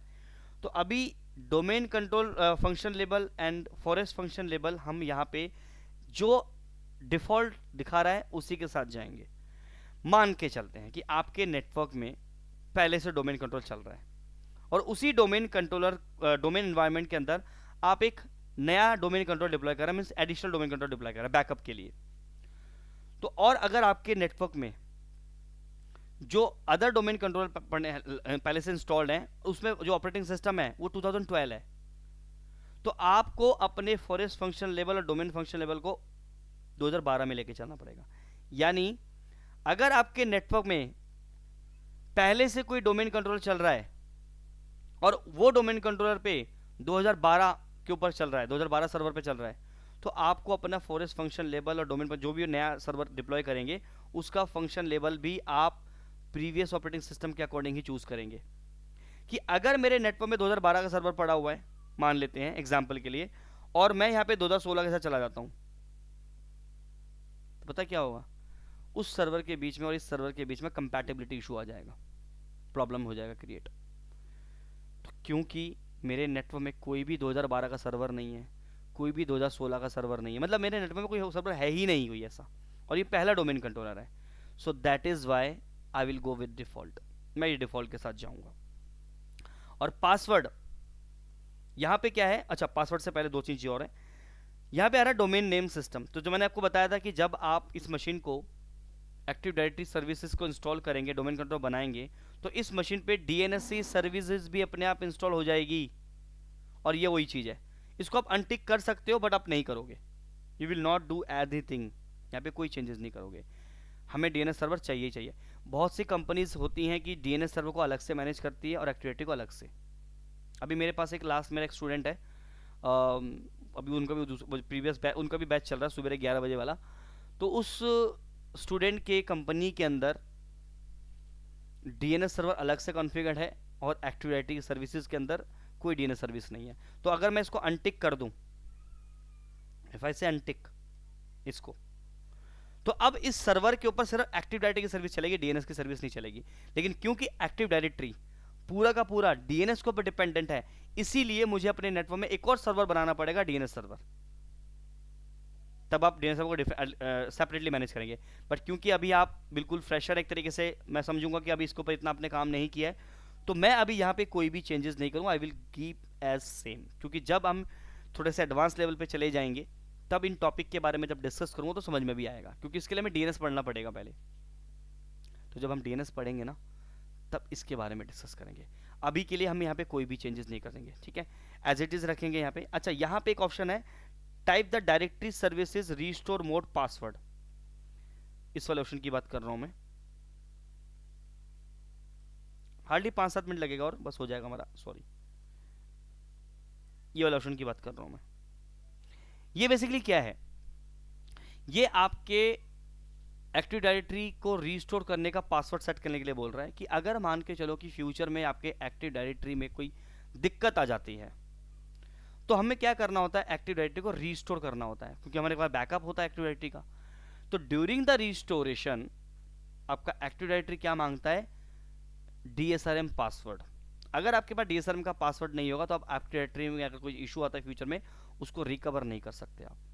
तो ये पासवर्ड आप अगर जो भी सेट करते हैं उसको सेव लोकेशन पे कहीं पे स्टोरली सेव रख लें, ताकि फ्यूचर में अगर ज़रूरत पड़े तो वहाँ से देके हम पासवर्ड रिकवर कर निकाल पाएँ या पासवर्ड हम देख पाएँ। फिलहाल के लिए हम क्या रखेंगे, इसका पासवर्ड जो मेरे सिस्टम का पासवर्ड है admin@123, वही पासवर्ड मैं सेट कर सकता हूँ। लेकिन आप चाहें तो डिफरेंट भी रख सकते हैं, लेकिन जो भी रखेंगे इसको एक सेफ लोकेशन पे लिख के रखेंगे, ताकि फ्यूचर में DSRM के पासवर्ड की रिक्वायरमेंट आए तो मेरे को कोई दिक्कत ना आए। ठीक है, तो मैंने यहाँ पे admin@123 सेट कर दिया, नेक्स्ट कर दिया। यहाँ पे फिर से नेक्स्ट करेंगे। अब ये वेट कीजिए, क्योंकि हमने अपने डोमेन का नाम क्या रखा था, abc.local। तो abc जो है हमारा वो नेट बायोस नेम माना जाता है, तो यहाँ पे कुछ भी नहीं करना है, को वेट करना है थोड़ी देर। ये आपका जो डोमेन का नाम था abc.local, तो जो abc है वो नेट बायोस। अब नेट बायोस क्या होता है, एक आपका प्रोटोकॉल होता है एक्ट्रेटरी का या माइक्रोसॉफ्ट का, तो इसको भी रिक्वायरमेंट होती है, तो इसको छोड़ दो ऐसे ही, ये नेमिंग के लिए हमारे होता है। तो जब हम DNS पढ़ेंगे ना तब समझेंगे, क्योंकि सारा का सारा DNS का पार्ट है। तो अभी आपको इसमें कोई भी चेंजेस नहीं करना है, नेक्स्ट पे क्लिक करना है। उसके बाद आपको ये लोकेशन दिखाएगा जिस लोकेशन पे आपका एक्टिविटी की सर्विसेज को इंस्टॉल कर रहा है ये। तो ये देखो, इंटरव्यू में पूछते हैं कि आपका जो डेटाबेस है एक्टिव डायरेक्टरी का, वो कहाँ पे स्टोर होता है, तो वो आता है आपका सी ड्राइव में विंडोज़ के अंदर एनटीडीएस फोल्डर के अंदर। यानी डेटाबेस फोल्डर कहाँ बन रहा है, सी ड्राइव में विंडोज़ के अंदर एनटीडीएस का फोल्डर है, तो यहाँ पे आपका डेटाबेस का फोल्डर बन रहा है। उसके बाद जो भी सर्वर की जो लॉग्स है वो भी एनटीडीएस फोल्डर के अंदर बन रही है। सिसबोल, ये ग्रुप पॉलिसी से रिलेटेड चीज़ है, इसका फोल्डर कहाँ पे स्टोर हो रहा है, विंडोज़ के अंदर सिसबोल। तो आपके पास दो जो इंटरव्यू में चीज़ें पूछी जा सकती हैं वो ये कि सिसबोल फोल्डर क्या होता है और एक्टिविटी का डेटाबेस कहाँ पे स्टोर होता है। तो एक्टिविटी का डेटाबेस सी ड्राइव के अंदर विंडोज़ के अंदर एनटीडीएस फोल्डर के अंदर आता है, वहीं सिसबोल फोल्डर भी सी ड्राइव के अंदर विंडोज़ के अंदर सिसबोल फोल्डर के अंदर आता है। सिसबोल फोल्डर के अंदर आपके ग्रुप पॉलिसी जो आप क्रिएट करोगे उसकी इन्फॉर्मेशन स्टोर करता है। और भी चीज़ें रेप्लिकेशन वगैरह के लिए भी यूज़ होता है, बट जब हम रेप्लिकेशन पे बात करेंगे, जब हम ग्रुप पॉलिसी के बारे में बात करेंगे, तब हम इस सिसबोल फोल्डर के बारे में बात करेंगे। अभी हमें यहाँ पे कोई भी चेंजेस नहीं करना है। उसके बाद आपको यहाँ पे नेक्स्ट पे क्लिक करना है। रिव्यू करने के लिए बोला, जो भी आपने कॉन्फ़िगर किया उसका रिव्यू कर लो अपने। नेक्स्ट पे क्लिक करना है और ये प्री रिक्विजिट चेक करेगा कि जो भी एक्टिविटी को इंस्टॉल करने की जो रिक्वायरमेंट है वो फुलफिल है, तो यहाँ पे आपको सिक्योरिटी चेक पास आ जाएगा, देखना अभी। उसके बाद फिर ये लिखा है all prerequisite check successfully pass, तो यहाँ पे आप इसको इंस्टॉल पे क्लिक करोगे और आपका एक्टिविटी इंस्टॉल हो जाएगा। बहुत सिंपल है, कुछ भी नहीं है। अब आपको थोड़ा वेट करना पड़ेगा, हार्डली 2 से 3 मिनट। कंप्लीटली इंस्टॉल होने के बाद ये आपका रिबूट होगा और आपका ये मशीन क्या बन जाएगा, डोमेन कंट्रोलर। क्लियर है सबको, ये सुनो।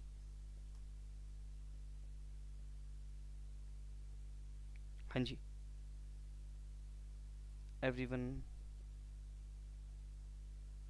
वी आर कनेक्टेड ना गाइस।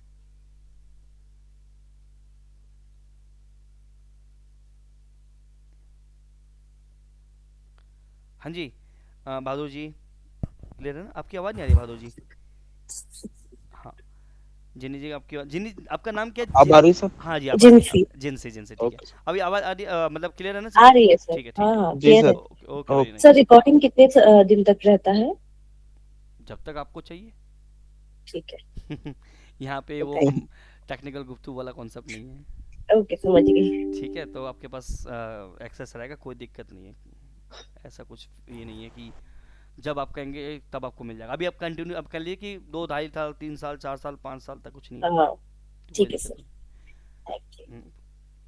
सो यहाँ पे आपका इंस्टॉलेशन कंप्लीट हो गया। यहाँ पे गिव मी अ मोमेंट, एक सेकेंड, कहाँ गया, हाँ मशीन हमारा इंस्टॉल हो गया, ये रिबूट भी हो गया। अभी देखिए रिबूट हो रहा है, टाइम ले रहा है थोड़ा सा।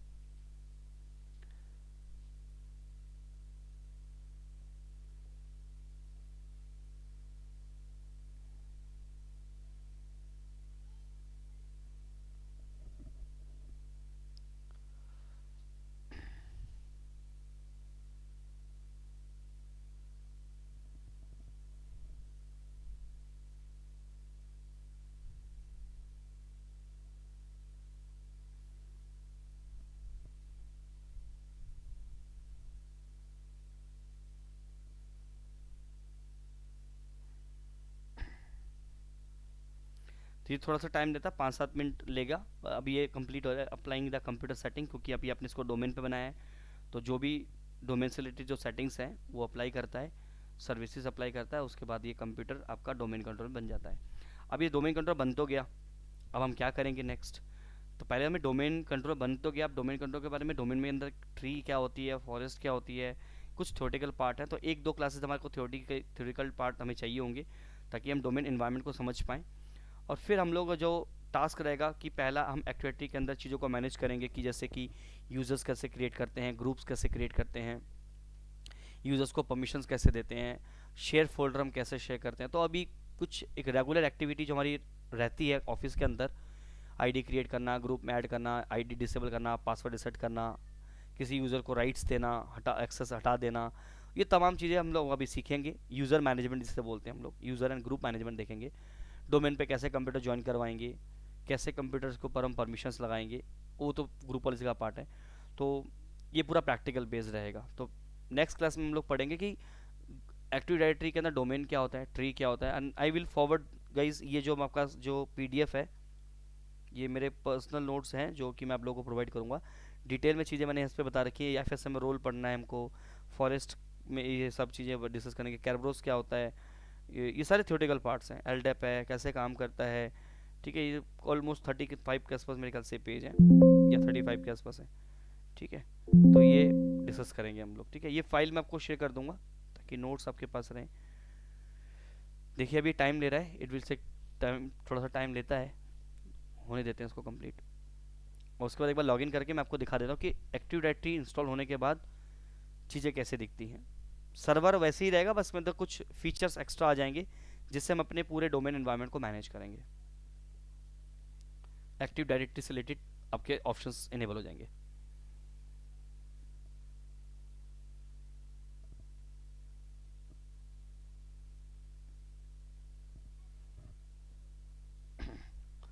काफ़ी टाइम लग रहा है, होने देते हैं उसको।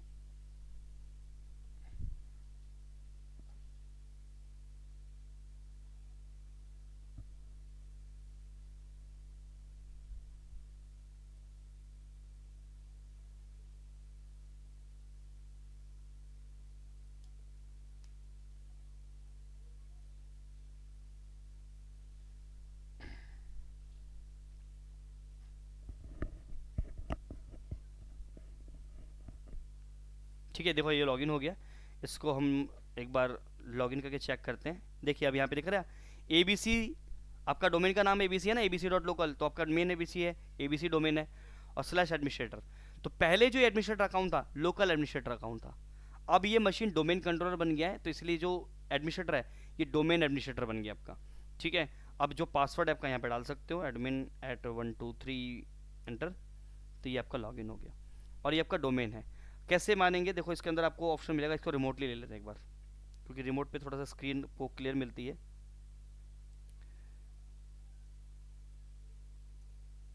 ये देखो, ठीक है, ये हमारा सर्वर आ गया। तो अब अगर आप इस पे टूल पे जाएंगे ना, तो देखिए यहाँ पे आपको बहुत सारे ऑप्शन मिल रहे हैं। Active directory administrative centre, active directory domain and trust, active directory module है, साइट एंड सर्विसेज है, active directory users and computers. जो भी यूज़र रिलेटेड टास्क है, क्रिएशन हो गया, डिलीशन हो गया, या कंप्यूटर से रिलेटेड टास्क है, वो आपका यूज़र एंड कंप्यूटर में जाके ही होता है। तो ये देखिए, ये सारा आपका डोमेन का पार्ट है। देखिए यहाँ पे बन गया डोमेन, abc.local का डोमेन आ गया, ये कुछ ऑप्शंस आ गए। तो अब हम नेक्स्ट क्लास में इन चीज़ों के बारे में डिस्कस करेंगे। तो ये हमारा एक डोमेन कंट्रोल रेडी है। तो एटलीस्ट आपका डोमेन कंट्रोल पहले आपको रेडी करना है ताकि आप उसके ऊपर काम कर पाएँ, टास्क परफॉर्म कर पाएँ, ठीक है। समझ में आया? इससे पहले कभी डोमेन कंट्रोल इंस्टॉल किया किसी ने, या ये फर्स्ट टाइम आप लोगों ने देखा? पहले किया सर। अच्छा, आपने किया हुआ है। और महेंद्र जी एक आपने बार भी किया किया होगा? था सर। आपने भी किया हुआ है, वेरी हाँ, नाइस। महेंद्र आपने भी किया होगा? लेकिन जितना आपने सिखाया था उतना ही किया था। अच्छा इतना ही होता ही है अब इसके बाद हम आगे पढ़ेंगे कि डोमेन कंट्रोल के अंदर ट्री, फॉरेस्ट, ये सब तमाम चीज़ें क्या होती हैं। उसके बाद फिर हम एक्टिव डायरेक्टरी के ऊपर कैसे काम करते हैं, यूज़र्स कैसे मैनेज करते हैं, डीएनएस, सब कुछ फिर हम धीरे धीरे टॉपिक पे टॉपिक डिस्कस करेंगे, ठीक है। कोई क्वेश्चंस हैं पूछ सकते हैं। टाइमिंग हमारी यही रहेगी 3:30 वाली, क्योंकि मॉर्निंग में ज़्यादा जल्दी हो जाता है। और कुछ स्टूडेंट ऐसे हैं कि जो कि मॉर्निंग में जॉब करते हैं या फिर स्कूल वगैरह में पढ़ाते हैं, तो सैटरडे नहीं ज्वाइन कर पा रहे वो लोग। तो 3:30 वाला बेस्ट ठीक है ना हमारा, ये वाला time? Yes sir, yes sir. ठीक है। सैटरडे और संडे राइट? हाँ जी, सैटरडे संडे। और बहादुर जी आपको भी ये टाइम सूट कर रहा है? जी सर, अभी तो कोई प्रॉब्लम नहीं है, बट किस कभी संडे को कई बार फंक्शंस वगैरह आ जाते हैं तो ना। कोई दिक्कत नहीं, रिकॉर्डिंग तो आपको मिलेगा ही, बाकी रिकॉर्डिंग से आपको पढ़ना है, बस इतना ही करना है। कभी कभी वो तो देखो इमरजेंसी सबके साथ आ जाती है, जी जी। को वो मेरे साथ भी कभी हो जाती है, कोई प्रॉब्लम नहीं है। तो कोई बात उस नहीं सर। उस केस में क्या होगा कि आपको रिकॉर्डिंग तो मिल ही जाएगा। तो आप बस ये है कि जैसे आप लेट्स से आपका आज संडे को आपका फंक्शन है, कोई बात नहीं, तो नेक्स्ट सैटरडे को हम दोबारा ज्वाइन करेंगे। तो उससे पहले आपके पास 5 दिन का टाइम रहेगा, आप कम से कम उसकी रिवीजन कर लें, उस वीडियो को देख लें, यस। जी सर। ताकि अगर कोई डाउट होगा तो फिर क्लास के टाइम पे आप पूछ लेंगे, कोई प्रॉब्लम नहीं है। ओके। ओके। ठीक है, चलो फिर मिलते हैं नेक्स्ट सैटरडे को। ठीक है, और नेक्स्ट सैटरडे को फिर हम ओके। टॉपिक डिस्कस करेंगे। ठीक है, okay. Okay, bye thank you. Bye. ठीक है, बाय। बाय।